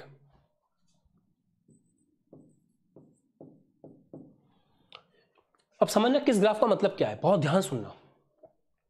जैसे जैसे आप इस ग्राफ पे आगे बढ़ते जाओगे, नीचे ये एक्स अक्ष है मान लो, ये वाई अक्ष है, जैसे जैसे आप इस ग्राफ में आगे बढ़ते जाओगे वैसे वैसे वेग बढ़ता जाएगा। मतलब यहां पे 10 मीटर प्रति सेकंड, 20 मीटर प्रति सेकंड, 30 मीटर प्रति सेकंड, 40 मीटर प्रति सेकंड, 50 मीटर प्रति सेकंड, 60 मीटर प्रति सेकंड, ऐसे रहेगा। जैसे जैसे आप इस ग्राफ में ऊपर जाते जाओगे वैसे वैसे अणुओं का अंश प्रदर्शित होगा। मतलब अगर ये ग्राफ ज्यादा ऊपर है, इसका मतलब ज्यादा अणुओं के अंश की बात हो रही है, ज्यादा अणुओं की संख्या के बारे में बात हो रही है। और अगर ये ग्राफ नीचे रहता है इधर, तो कम अणुओं के अंश की बात हो रही है। जब मैक्सवेल भाई साहब ने एक गैस के अणुओं का अध्ययन करके सांख्यिकी के आधार पर, किसके आधार पर दिया था इन्होंने? सांख्यिकी, स्टैटिक्स, है ना, स्टैटिक्स के आधार पर दिया था। तो सांख्यिकी के आधार पर इन्होंने एक्सपेरिमेंट वगैरह कर करके ग्राफ बनाया। वो ग्राफ किसके बीच में है? वेग इस अक्ष पर है। जैसे जैसे इस अक्ष में आप आगे जाओगे वैसे वैसे वेग का मान बढ़ेगा, और जैसे जैसे इस अक्ष में आप आगे जाओगे वैसे वैसे अणुओं का अंश जो उस वेग को रखते हैं वो चीज प्रदर्शित होगी। जब उन्होंने इस ग्राफ को बनाया तो पता है कैसा बना? ऐसा बना, जगह थोड़ी कम पड़ेगी, ऐसा बना। अब आप ध्यान समझिएगा क्या मतलब है इस पूरे ग्राफ का। जो इस ग्राफ को समझ गया वो मैक्सवेल के डिस्ट्रीब्यूशन कर्व को भी समझ जाएगा। सबसे पहली बात, ये पॉइंट क्या है? इस पॉइंट का मतलब है वेग 0 है। इस पॉइंट पर अणुओं के अंश की वैल्यू क्या है? वो भी 0 है, क्योंकि पॉइंट अगर यहां शुरू हो रहा है इसका मतलब 0,0 है।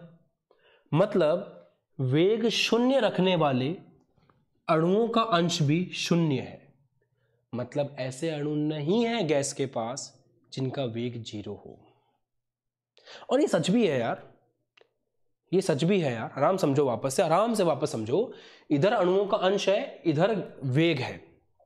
तो इस बात को ध्यान समझने की कोशिश करो कि इस पॉइंट का क्या मतलब है। इस पॉइंट का मतलब यह है कि वेग भी 0 है और उसके ऊपर अणुओं का अंश भी 0 है। मतलब 0 वेग रखने वाले अणुओं का अंश भी 0 है। मतलब गैस के अणुओं के अंदर ऐसा नहीं होता कि किसी अणु का वेग 0 हो। ठीक है, तो गैस के अणुओं का वेग 0 नहीं होता, यह बात समझ में आती है। इधर देखो, ये कम वेग है। देखो यहां पे 10, 20, 30, 40, 50, 60 कम वेग है। और इधर देखें तो इधर बहुत ज्यादा होगा, 100, 200, 300, इधर उच्च वेग है। क्यों ऐसा बोला मैंने? क्योंकि जैसे जैसे इस ग्राफ में आप आगे जाते जाओगे वैसे वैसे वेग का मान तो बढ़ेगा ना। जैसे जैसे आप इस ग्राफ में आगे जाते जाओगे वैसे वैसे वेग का मान तो बढ़ेगा ना। तो उधर उच्च वेग, इधर कम वेग।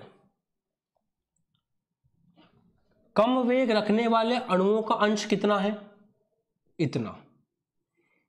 ये अणुओं का अंश है, ये उन अणुओं का अंश है जो इतना वेग रखते हैं। तो कम वेग रखने वाले अणुओं की संख्या भी कम है, और यही अणुओं का अंश है जो ज्यादा वेग भी रखते हैं। मतलब मैक्सवेल ने यह पाया कि कम वेग वाले अणुओं का अंश भी कम है और ज्यादा वेग रखने वाले अणुओं का अंश भी कम है। यह मैक्सवेल ने पाया।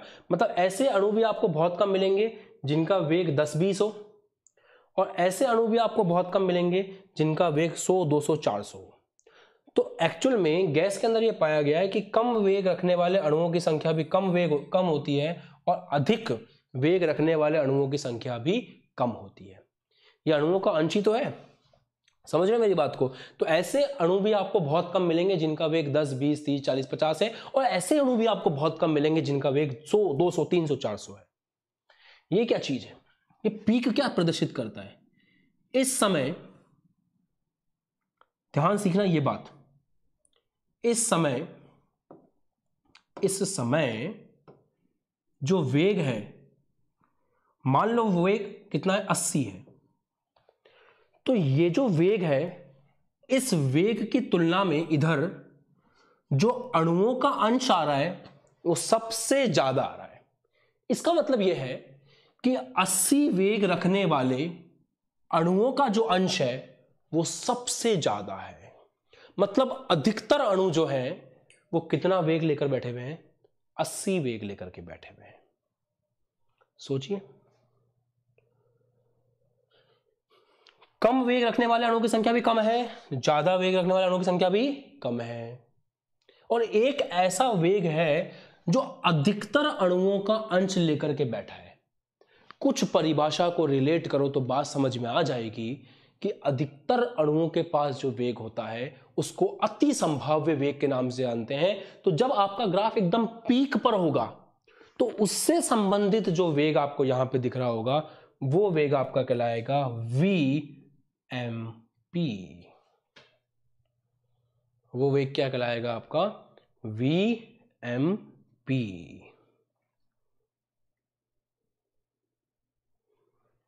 ठीक है, मतलब अधिक वेग रखने वाले चाहे कम वेग रखने वाले, ऐसे अणुओं का जो अंश है, जो फ्रैक्शन है, वो कम है।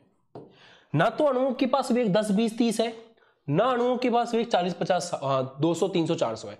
कम वेग वाले अणुओं का अंश भी कम है, ज्यादा वेग वाले अणुओं का अंश भी कम है। और इस ग्राफ का पीक आपको यह दिखाता है, इस ग्राफ का पीक आपको यह दिखाता है कि अधिकांश अणुओं के पास कौन सी ऊर्जा है। जहां ग्राफ का पीक है वहां अधिकांश अणुओं का अंश है, उससे संबंधित जो भी वेग है वो अति संभाव्य वेग को प्रदर्शित करता है। शहबाज ने बिल्कुल सही बोला है कि 80 वेग रखने वाले अणुओं का अंश सर्वाधिक है, सर्वाधिक है। क्लियर?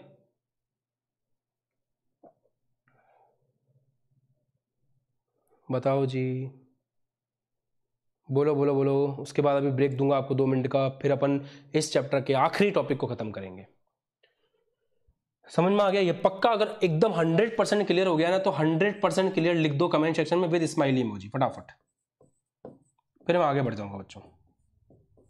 फिर एक छोटा सा क्वेश्चन पूछूंगा आपको, क्वेश्चन के साथ में 2 मिनट का ब्रेक भी दूंगा, और उसके बाद अपन मिलेंगे और फिर अपन जो है कवर करेंगे इस पूरे चैप्टर का लास्ट पार्ट, और ये चैप्टर हो जाएगा ख से खत्म। 100% क्लियर विद इमोजी लिखो ये चीज फटाफट कमेंट सेक्शन में। हर एक बच्चा लिखो जिसको समझ में आ गया, भले आप कॉपी में नोट करो, सब कुछ छोड़ के एक बार कमेंट जरूर करो, मुझे पता चलेगा कि बच्चे कितना सिंसियरली सीख रहे हैं। Abhijit Tripathi, very good very good very good very good, बहुत बढ़िया बहुत बढ़िया। चलिए स्क्रीनशॉट लीजिए फटाफट से इसका, ठीक है? Screenshot 4, 3, 2, 1 done. अब एक बात बताओ यार, एक क्वेश्चन बताओ यार, एक क्वेश्चन बताओगे ना? बताओ। मैक्सवेल भाई साहब का एक ग्राफ बना हुआ है,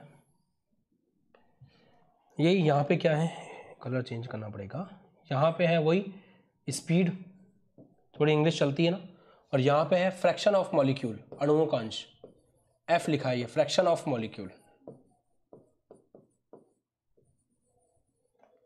जो ग्राफ बना हुआ है वो ग्राफ ऐसे जा रहा है। मैंने 3 लोगों को चिन्हित किया है, 3 वेग को चिन्हित किया, एक इसको, एक इसको, एक इसको, V1, V2, V3। आपको बताना है V1, V2, V3 में से अति संभाव्य ऊर्जा कौन सी है, एवरेज कौन सी है, अति संभाव्य ऊर्जा नहीं, अति संभाव्य वेग कौन सा है, औसत वेग कौन सा है, और RMS वेग कौन सा है। V1, V2, V3 में से आपको पहचानना है, पहचानिए और मुझे बताइए। इसके साथ मैं आपको एक छोटा सा ब्रेक भी दे रहा हूं। उस ब्रेक के बाद अपन वापस मिलेंगे और फिर अपन इस चैप्टर के आखिरी टॉपिक को कवर करेंगे। तब तक आप एक काम करिए कि इस पूरे को सॉल्व करके कमेंट सेक्शन में लिखिए।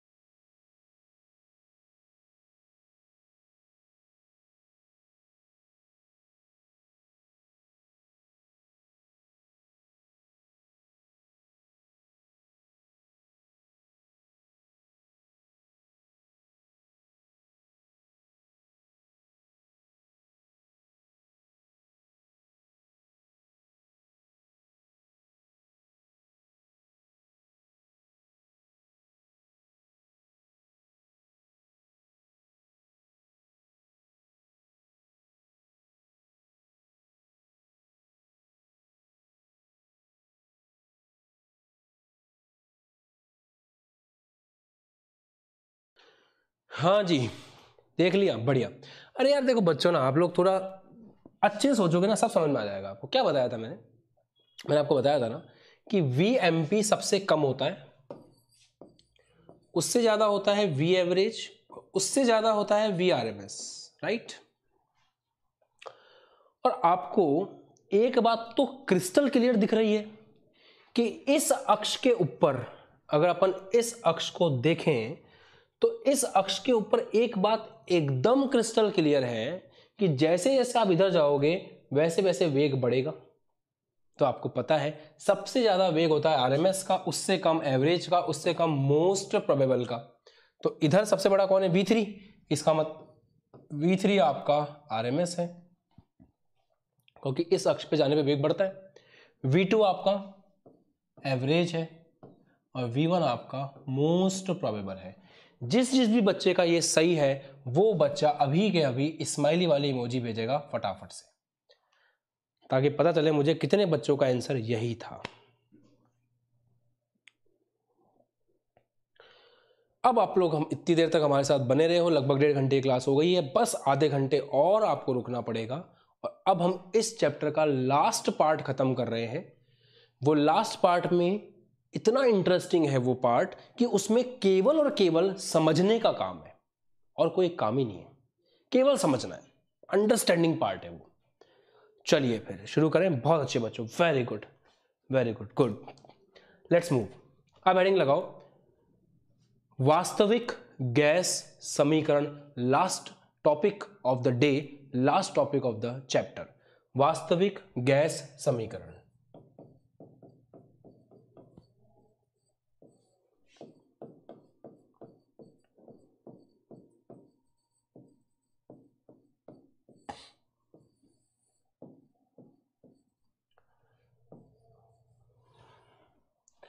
वास्तविक गैस समीकरण क्या है समझिएगा। उसके लिए पहले आप वो मोटे मोटे अंतर याद करो, जो अंतर किस किस के बीच में थे, आपकी आदर्श गैस के बीच में और आपकी वास्तविक गैस के बीच में। आपको याद दिलाता हूं, आदर्श गैस वर्सेस वास्तविक गैस।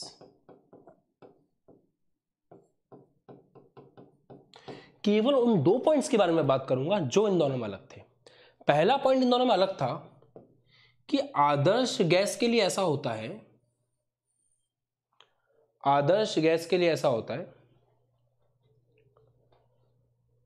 कि अगर गैस को अपन ने कमरे में छोड़ा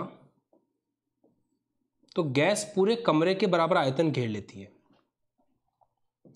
अब जितनी भी गैस के अणु हैं, उन सब अणुओं को इकट्ठा करके अगर आपने एक जगह पर रख लिया तो वो जो स्थान घेर रहे हैं, उस स्थान को अगर उनको अपन ने एक जगह रख लिया तो उन अणुओं का जो आयतन है उसके सामने उन्होंने जितना स्थान घेरा है उसको अपन इसके सामने, इसको अपन नगण्य मान लेते हैं। ठीक है। जबकि वास्तविक गैस में क्या होता है, वास्तविक गैस में हम ये मान के चलते हैं कि गैस के अणु बड़े बड़े हैं और जब आप गैस के सभी अणुओं को इकट्ठा करके एक जगह रखोगे तो उनका जो आयतन होगा, गैस के अणुओं का जो आयतन होगा, उसको आप उसके द्वारा घेरे गए आयतन के सामने नगण्य नहीं मान सकते। मतलब एक्चुअल में पता है होता क्या है, आदर्श गैस में अपन ये मानते हैं कि गैस के अणुओं का आयतन इतना कम है, इतना कम है, इतना कम है कि अगर उन सबको इकट्ठा करके एक जगह रखें तो उनका आयतन नगण्य किया जा सकता है। मतलब इग्नोर कर सकते हो आप इसको। परंतु आदर्श गैस के अलावा वास्तविक गैस ये बोलती है कि इन गोलों के आयतन को इकट्ठा करके रखेंगे तो इसको अपन नगण्य नहीं कर सकते। आदर्श गैस कहती है कि पूरे कमरे का आयतन जो है वो पूरे कमरे का आयतन के सामने ये कुछ भी नहीं है। अब आपकी जो गैस है उसके पास ये जो जगह है ना, ये अवेलेबल स्पेस होता है। तो गैस के कणों को इकट्ठा करके अगर आपने कोने में रख दिया तो खाली जगह जो है वो अभी भी उतनी ही है, क्योंकि गैस के अणुओं का आप मान ही नहीं रहे हो कि कोई आयतन है। मोटी मोटी बात समझना, जैसे मान लो इस कमरे का आयतन अभी 100 है। 100 क्या है? खाली जगह जहां गैस घूम सकती है। गैस के अणुओं को इकट्ठा करके आपने एक जगह रख दिया, अभी भी इसका जो खाली जगह है वो 100 ही है, क्योंकि आप ये मान नहीं रहे हो कि इसने कोई जगह घेर रखी है। ये अवेलेबल स्पेस है, ये फ्री स्पेस है।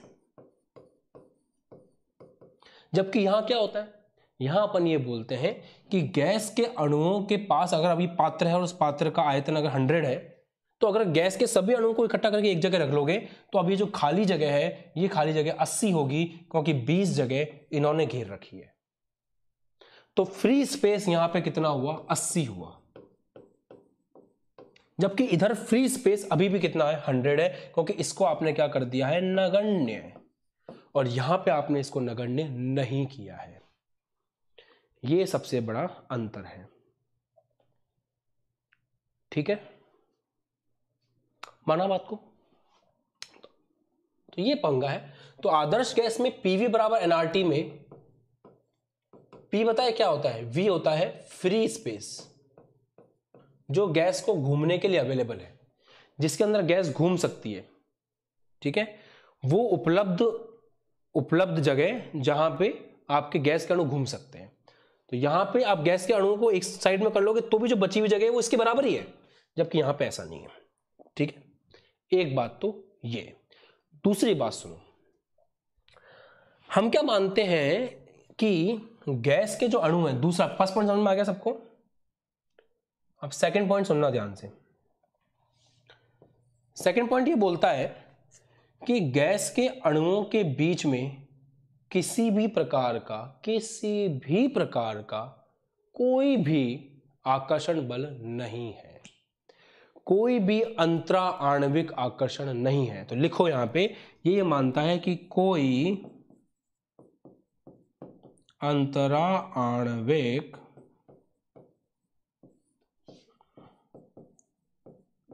आकर्षण नहीं है, किसी भी प्रकार का कोई भी अंतरा आणविक आकर्षण नहीं है, ये अपन मान के चलते हैं। जबकि इधर क्या बोलते हैं अपन, ना ना ना ना ना, हमारे गैस के अणु बहुत बड़े हैं और ये एक दूसरे को आकर्षित करते हैं, इसके कारण यहां जो दाब आता है वो अलग आता है और यहां जो दाब आता है वो अलग आता है। तो मेन चीज देखें अपन, मेन चीज देखें तो आपके जो वास्तविक गैस है या आदर्श गैस है, तो आपकी आदर्श गैस और वास्तविक गैस में दो चीजों में फर्क आता है। एक तो फर्क आता है V के अंदर और एक फर्क आता है P के अंदर। इसका P अलग, उसका P अलग, इसका V अलग, उसका V अलग। आयतन में अंतर क्यों आता है? इसीलिए आता है क्योंकि हम यहां नगण्य नहीं मानते गैस के अणुओं का आयतन। दाब के अंदर अंतर इसलिए आता है क्योंकि हम यहां मानते हैं कि गैस के अणुओं में कोई आकर्षण नहीं है, जबकि इत्थे भी आकर्षण होता है। यह फर्क है। अंजनी कुमार ने बिल्कुल सही लिखा है, वेरी गुड, बहुत अच्छे। आगे बात करें तो पता है, एक काम कर दो, एक बंदा था वॉन्डरवॉल, उसने कहा ठीक है मैं एक जिम्मेदारी लेता हूं। कौन सी जिम्मेदारी? तुम कह रहे हो ना कि P और V इनके अंदर कुछ ना कुछ गड़बड़ है, तो हम एक काम करते हैं, एक करेक्शन कर देते हैं, थोड़ा सा ठीक कर देते हैं और एक ऐसा समीकरण बनाते हैं जो समीकरण वास्तविक गैस पे भी लग सके। तो आदर्श गैस समीकरण के अंदर P और V में सुधार किया गया और P और V में सुधार करके एक ऐसा समीकरण बनाया गया जो वास्तविक गैस के लिए भी लगता है और उसे हम कहते हैं वास्तविक गैस समीकरण। पहले मैं उसको आपके सामने पेश करूंगा, उसके बाद एक एक करके अपन समझेंगे कि वो कैसे बना। चलिए देखिए, इसका स्क्रीनशॉट लेना है, फटाफट से ले लो, टेक अ स्क्रीनशॉट। ले लिया? अब देखिए, फॉर्मूला है P plus A n square upon V square, V minus NV is equal to nRT। ये है वॉन्डरवॉल वास्तविक गैस समीकरण, वॉन्डरवॉल का वास्तविक गैस का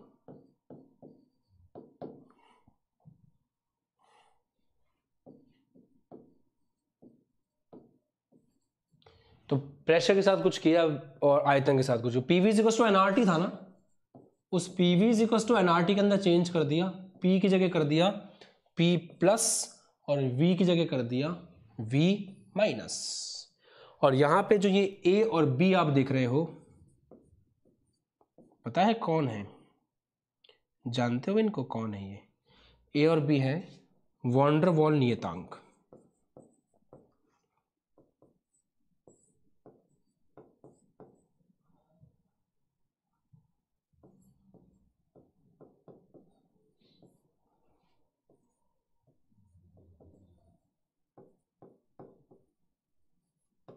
ये है वॉन्डरवॉल कांस्टेंट। चलो बॉस समझें इसको।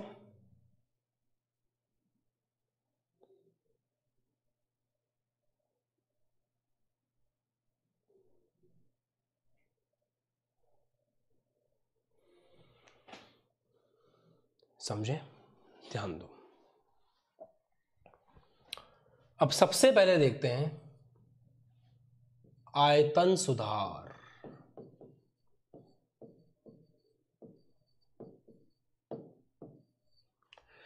देखो आदर्श गैस क्या बोलती है? और वास्तविक गैस क्या बोलती है, अगर आप ये समझ लोगे ना तो आपको सुधार समझने में कोई दिक्कत नहीं आएगी। ध्यान सुनना, मैंने कहा था कंसेप्ट इंपॉर्टेंट है बच्चों, सबसे ज्यादा इंपॉर्टेंट कंसेप्ट ही होता है। तो आयतन सुधार कैसे करेंगे, आइडियल गैस की बात करते हैं। पहले आइडियल गैस ये बोलती है कि जो पात्र के अंदर अगर गैस भरी हुई है और पात्र का आयतन अगर 100 है तो गैस कितने आयतन में घूम सकती है, 100 आयतन में घूम सकती है। अगर इन सभी गैस के अणुओं को इकट्ठा करके एक जगह रख दिया जाए, उसके बाद भी जो गैस के घूमने की जगह बची है, जो फ्री स्पेस बचा है, वो अभी भी कितना है, 100 है। मतलब इसको मानते ही नहीं है यार, वो उसको बोलते हैं कि वो नगण्य, हटा दो उसको, इसीलिए उनका ये 100 यहां भी 100 होता है। और एक्चुअल में PV is equal to NRT के अंदर पता है क्या है, PV is equal to NRT के अंदर आपके V का मतलब है कि गैस के अणुओं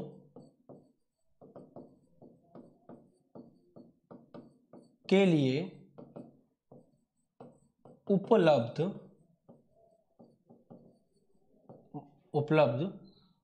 उपलब्ध विचरण आयतन, मतलब उसको घूमने के लिए जो आयतन है, फ्री स्पेस बोल सकते हो आप ब्रैकेट में, वो फ्री स्पेस जो है वो V है। तो यहां भी फ्री स्पेस 100 है, घूमो मजे से। इधर उनको इकट्ठा करके रख दिया तो भी ये नगण्य होने के कारण अभी भी स्पेस कितना है, 100 है। परंतु हम हमारी वास्तविक गैस में क्या देखते हैं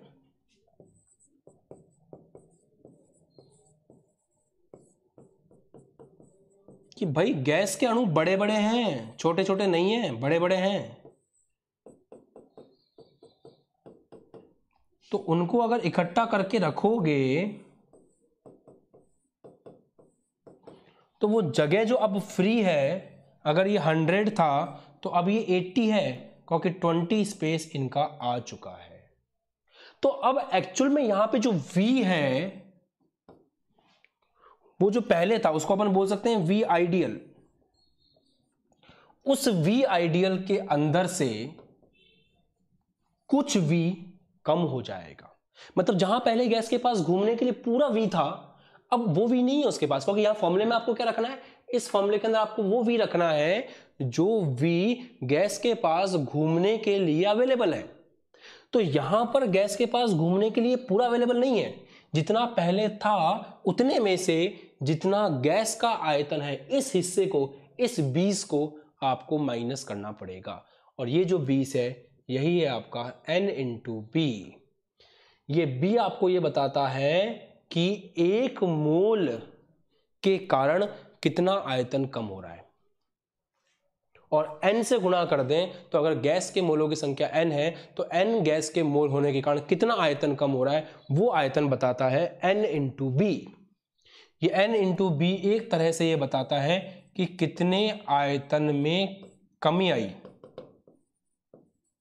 फ्री आयतन में कितने फ्री स्पेस में कमी आई, वो आपको बताता है N इंटू बी। तो यहां से जो नया वाला V निकल के आता है वो आता है पुराने वाले V में से आपको माइनस करना पड़ता है N इंटू बी को।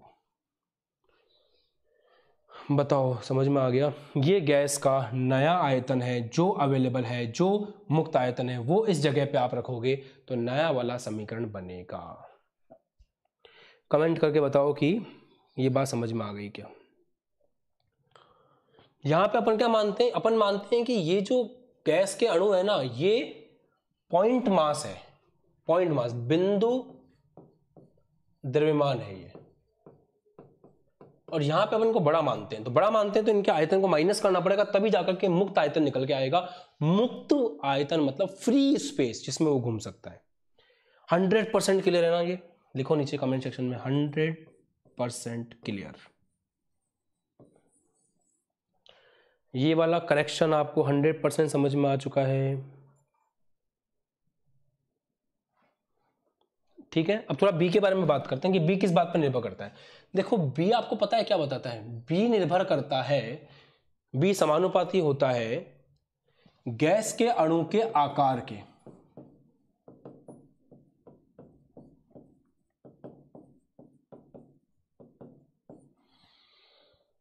गैस के अणु के आकार की। जितना गैस का अणु का आकार बड़ा होगा उतना ही वो जगह घेरेगा, जितनी वो जगह घेरेगा उतना ही आपको माइनस करना पड़ेगा। तो ये बताता है अणुओं के आकार को। तो ये बी किस बात पर निर्भर करता है? ये अणुओं के आकार पर निर्भर करता है। जितना अणुओं का आकार ज्यादा होगा बी का मान भी ज्यादा आएगा। इसका मात्रक क्या है सोचो। ये जो इकाई है पूरी, आयतन के अंदर से तो आप आयतन को हटा सकते हो, आयतन के अंदर से आप आयतन को माइनस कर सकते हो। तो एनबी का, पूरे एनबी का मिला जुला करके वही मात्रक होगा जो आयतन का होता है, वही मात्रक होगा जो आयतन का होता है। आयतन का मात्रक कितना होता है? लीटर होता है। तो आरएचएस में लीटर है। एन क्या होता है? एन मतलब मोल, तो मोल का मात्रक तो मोल होता है। अब बी का मात्रक क्या रखें कि मोल से गुणा होकर के लीटर आ जाए? तो बी का मात्रक होगा लीटर बटा मोल, ताकि इस मोल से ये मोल कट सके और लीटर लीटर के बराबर आ सके। तो यहां से समझ में आता है कि बी का मात्रक है लीटर प्रति मोल।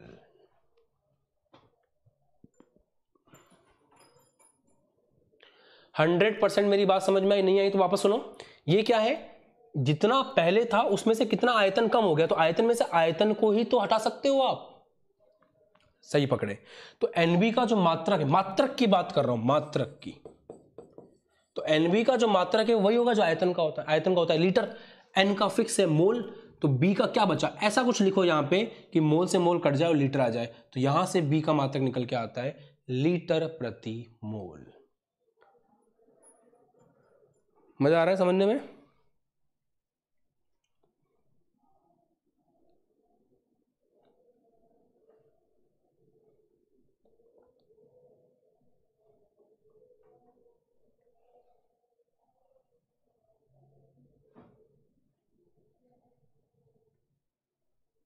बोलो बॉस, क्लियर?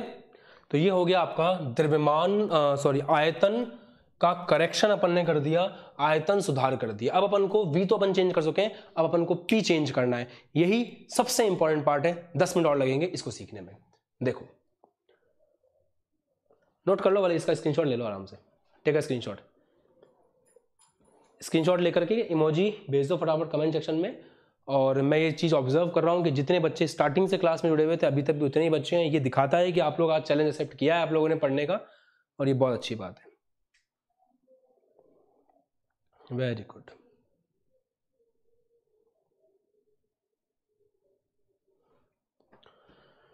गुड, आगे बढ़े। अब आपको मजा आएगा बहुत ज्यादा, ध्यान सीखना।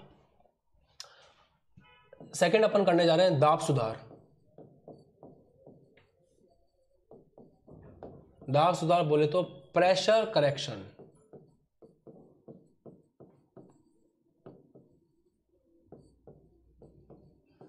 प्रेशर का करेक्शन करेंगे, दाब का सुधार करेंगे। कैसे करेंगे ध्यान से देखना।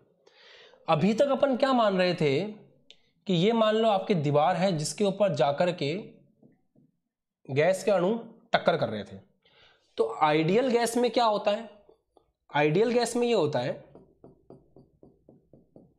कि ये गैस का अणु जाता है, छोटा सा प्यारा सा मुन्ना, ये जाता है और जाकर के बोलता है कि मैं मुक्का मार के आऊंगा, और जाकर के दीवार को मुक्का मार के आता है। इस के पीछे जो दो अणु होते हैं, उन दो अणुओं को मतलब ही नहीं है इससे जा मार क्या, क्योंकि हम तेरे से प्यार ही नहीं करते। आइडियल गैस में एक अणु दूसरे अणु से प्यार ही नहीं करता, तो ये जाकर के मुक्का मारता है, पीछे वाले कुछ बोलते ही नहीं है, गूंगे की तरह देखते रहते हैं। इधर क्या होता है? वास्तविक गैस में आकार होता है बड़ा,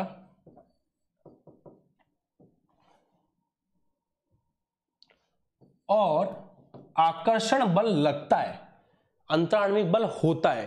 तो जब ये जाकर के मुक्का मारता है ना, तो एक मुक्का ये मार रहा होता है दीवार पे, तो यहां पर मुक्का मार रहा होता है। उसी मुक्का मारते वक्त पीछे वाले उसको खींचते हैं, बोले कहां जा रहा है, इधर आ इधर आ इधर आ। तो यहां पे इनके बीच में क्या होता है? आकर्षण होता है। तो एक तो मुक्का मारा दीवार पे, इसको पीछे से किसी ने नहीं खींचा। जब ये मुक्का मारने जाता है तो पीछे से इसकी कमर खींचते हैं लोग, ठीक है। अब यहां पर एक दिमाग में सवाल आता है कि सर ये जब धक्का मारने जा रहा होगा तो ये पीछे से खींच रहे होंगे, तो दाब में तो कमी आनी चाहिए। ये दीवार पे जाके टकराएगा तो इधर तो कोई नहीं रोक रहा उसको, इधर तो पीछे वाला खींच रहा है, तो दाब में कमी आनी चाहिए। फिर ये वॉन्डरवॉल ऐसे क्यों बोलता है गंदा बच्चा, ये वॉन्डरवॉल ऐसे क्यों बोल रहा है कि दाब बढ़ गया, क्योंकि जो दाब पहले था उसके अंदर इसने प्लस कर दिया। आयतन में तो सब समझ में आया, क्योंकि अगर गैस के आयतन को आप नगण्य नहीं मानोगे तो बची हुई जगह तो कम हो जाएगी, तो आयतन कम हो गया। ऐसे ही दाब भी कम होना चाहिए, क्योंकि ये यहां पर प्यार मोहब्बत के चक्कर में ये इसको खींच रहा है। ये कंफ्यूजन हर बच्चे के दिमाग में होता है, ये कंफ्यूजन हर बच्चे के दिमाग में होता है, और अब उसी को समझाने जा रहा हूं, ध्यान सुनना। फर्क क्या है समझो। PV is equal to NRT में पता है आपको वी क्या है? पीवी बराबर एनआरटी में वी का मतलब है कि गैस के पास घूमने के लिए कितना मुक्त स्पेस है, कितना फ्री स्पेस है। तो एक्चुअल में आपने देखा कि फ्री स्पेस के अंदर कमी आ रही थी, तो इस वी के अंदर भी आपने कमी कर दी। परंतु पी का मतलब पता है आपको क्या है? यहां पे पी का मतलब है हर प्रकार का दाब जो वहां पर लग रहा है, हर प्रकार का दाब जो वहां पे लग रहा है। इसी बात को पकड़ो, केवल इसी बात को पकड़ो कि पी का मतलब क्या है? पी बराबर एनआरटी में हर प्रकार का दाब जो वहां पे लग रहा है, हर प्रकार का दाब जो वहां पर लग रहा है। यहां पे कौन सा दाब लग रहा है? यहां केवल एक ही दाब लग रहा है जो ये जाकर के इसके ऊपर लगा रहा है, और वही दाब आपने यहां पे लिख दिया। परंतु यहां पे दो प्रकार के दाब लग रहे हैं। पहला दाब जो ये इसके ऊपर मार रहा है, जिसको आपने बोला पी, और दूसरा दाब जो ये एक दूसरे के ऊपर लगा रहे हैं, जिसको आपने बोला पी इन। पी इन का मतलब क्या है? P internal. पी इन का मतलब क्या है? पी इन का मतलब है पी इंटरनल। तो एक दाब तो वो जो ये जाकर दीवार पे मार रहे हैं, दूसरा वो जो उनके बीच में लग रहा है। क्यों लग रहा है उनके बीच में? क्योंकि इन दोनों के बीच में बल लग रहा है, कोई क्षेत्रफल भी है। बल बटा क्षेत्रफल क्या होता है? दाब होता है। ये आंतरिक दाब नहीं था यहां पे, तो यहां पे तो आपको हर प्रकार का दाब लिखना है, हर प्रकार का।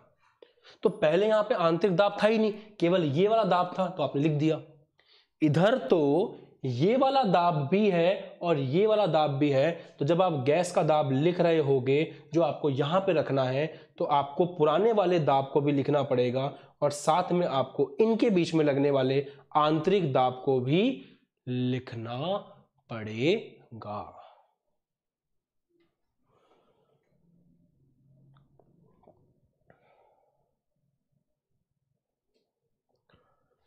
अब बताओ समझ में आया कि क्यों जोड़ते हैं? अभी मैं समझाऊंगा ये पीन कहां से आया, 5 मिनट और लगेंगे बीच में आपको कि ये पीन कहां से आया वो समझने में। बट पहले ये देखो, समझो कि पीन आया ही क्यों। पहले इस चीज को देखो आप, हर प्रकार का दाब। बहुत सही बेटा शहबाज, वेरी गुड, बहुत अच्छे। काफी बच्चे एक्टिव हैं अपने पास, बहुत अच्छे। जैसे एक माही है, अभिजीत है, गुड गुड गुड। प्रियांशु है, निकू है, सोहेल खान। ठीक है, अब आगे समझते हैं। अब बात करूंगा केवल इस पी इनके बीच में, इनके बीच में लग रहा है, ध्यान देना।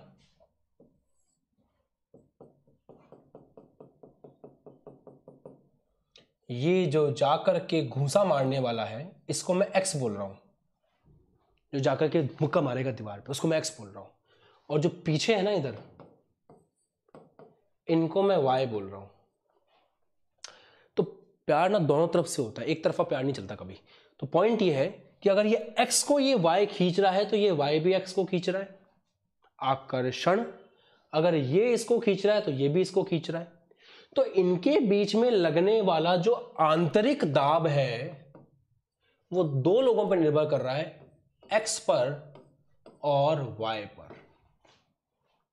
एक्स वो है जो जाकर के घूसा मारेगा, वाई वो है जो पीछे से खींचेगा। आराम समझो, जल्दी नहीं है, आराम से समझो, जल्दी नहीं है। एक्स वो है जो आगे जाकर के घूसा मारने वाला है, और वाई वो है जो पीछे से खींचने वाला है। एक्चुअल में एक बात समझना, जितने एक्स हैं उतने ही वाई है। क्यों? क्योंकि x भी कभी y था। वो कहते हैं ना सास भी कभी बहू थी, वो वाली बात है यहाँ पे, समझो। अगर ये जाकर के टकरा रहा है तो अभी ये x है और पीछे वाले इसको खींच रहे हैं तो पीछे वाले y है। टकरा करके जब ये मुड़ेगा, देखो समझना, जब ये ऐसे टकरा करके इधर मुड़ जाएगा, ये x, तो ये देखेगा कि कोई और उसके आगे है जो इधर वाली दीवार पे घूसा मारने जा रहा है। समझना, अभी ये x है जो घूसा मारने जा रहा है, तो x है वो जो जा रहा है और y उसको पीछे से खींच रहे हैं। ये x ने घूसा मारा, घूसा मार के घूम गया, तो अब ये जो है वो देख रहा है कि ये आगे जा रहा है, तो अब ये इसके ऊपर आकर्षण करेगा। तो जो पहले x था वो अब y बन जाएगा और x एक नया पैदा हो जाएगा। ये जब ऐसे गोल घूमेगा तो यही x y बन जाएगा और जो टकरा रहा होगा वो x बन जाएगा। तो सास भी कभी बहू थी वाली बात चलेगी कि x कभी y बनेगा, कभी y x बनेगा, बदलते रहेंगे आपस में। जितने x हैं उतने ही y हैं, जितने x हैं उतने ही y हैं। x कितने हैं? जितनी सांद्रता है। x कितने होंगे? जितनी सांद्रता होगी। सांद्रता क्या होती है? मोल बटा आयतन। तो x है मोल बटा आयतन, उतना ही y है मोल बटा आयतन, क्योंकि जितने x हैं उतने ही y है। x कब ज्यादा होंगे? जब सांद्रता ज्यादा होगी। सांद्रता क्या होती है? मोल बटा आयतन, n बटा v। तो जितने x उतने ही y, क्योंकि x ही कभी y है, y ही कभी x है, समझे? तो उसके हिसाब से p समानुपाती आ गया n स्क्वायर v स्क्वायर के, p इन, और यहां से p इन के लिए कांस्टेंट आ गया a, तो a n square upon v square. तो अब आप बताओ प्रेशर ऑफ गैस क्या होगा? प्रेशर ऑफ गैस होगा P पहले वाला प्लस ये P इन, तो इसलिए वहां पे आपने देखा P plus A N square upon V square. समझ गए? कोई डाउट किसी को? बताओ, एकदम समझ में आ गया 100% कि किस प्रकार की चीजें बैठी हैं यहां पे?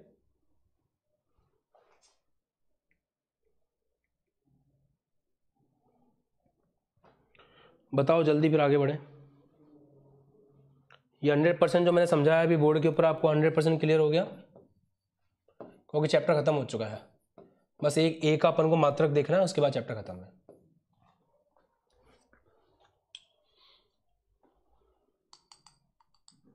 क्लियर? बढ़िया से क्लियर? वेरी गुड, आ गया समझ में? बहुत अच्छी बात है बेटा। अब आगे देखते हैं, मात्रक देखते हैं इसका।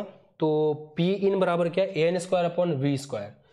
तो A N square upon V square बराबर P इन। दाब का मात्रक क्या होता है? वायुमंडलीय दाब है, एटमोस्फेयर। ए का मात्रक निकालना है, एन क्या है? मोल। तो मोल का मात्रक तो मोल ही होता है, मोल का स्क्वायर। नीचे क्या? आयतन, आयतन का होता है लीटर, तो लीटर का स्क्वायर। तो ए का मात्रक क्या हो गया यहाँ से? एटीएम। लीटर स्क्वायर को इधर भेज दो, लीटर स्क्वायर, मोल इस नीचे चला जाएगा, तो ये हो जाएगा मोल इनवर्स स्क्वायर। तो ये आपको देखने को मिला ए का मात्रक। और इसी के साथ वंडरवॉल करेक्शन कंप्लीट होता है और आपका चैप्टर जो है वो पूरी तरह से हो चुका है फिनिश। अगली क्लास में हम नया चैप्टर शुरू करेंगे। और एक बात फिर से मैं आपको रिवाइज कर दूं, मेरा पूरा फोकस फर्स्ट बुक के ऊपर है। सेकंड बुक में काफ़ी सारे चैप्टर आपको खुद करने हैं, जैसे कि hydrogen, S block, P block, क्योंकि उन चैप्टर्स में फैक्ट हैं, वो सारी रिएक्शंस हैं जो बहुत ज़्यादा आसान हैं। और एस ब्लॉक और पी ब्लॉक के लिए जितनी भी चीज़ें आवश्यक थीं वो सारी मैंने इस फर्स्ट बुक के थर्ड चैप्टर में आपको पढ़ा दी हैं। विद्युत ऋणात्मकता क्या होता है, ऊपर से नीचे आने पर विद्युत ऋणात्मकता में क्या होता है, कैसे इसको देखते हैं, वगैरह वगैरह। एक रेडॉक्स वाला चैप्टर जरूर है जो मैं कराऊंगा, उसकी टेंशन मत लो। ऑर्गेनिक केमिस्ट्री में भी जनरल ऑर्गेनिक केमिस्ट्री के 19 वीडियो हैं जिनकी प्लेलिस्ट ऑलरेडी बन चुकी है, वो आपको देख करके रखना है। ऐसा ही सेम फिजिक्स में आपके साथ होगा।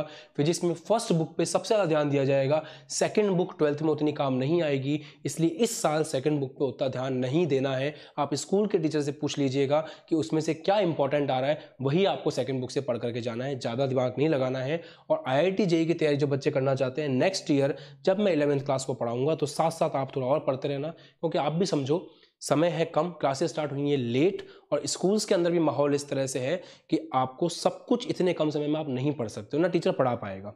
और काफ़ी अभी में से काफ़ी बच्चे भी जो है वो नहीं जा पा रहे होंगे स्कूल। तो ये बात ध्यान रखें, जितना पढ़ रहे हो उतना अच्छे से पढ़ना है। बाकी अपने टीचर से पूछ लेना कि आपको क्या क्या चीज़ करनी है। 12th क्लास के अंदर तो आपको पता ही है एक एक चीज़ पढ़नी है अपन को, जैसा हमने पढ़ा है इस साल।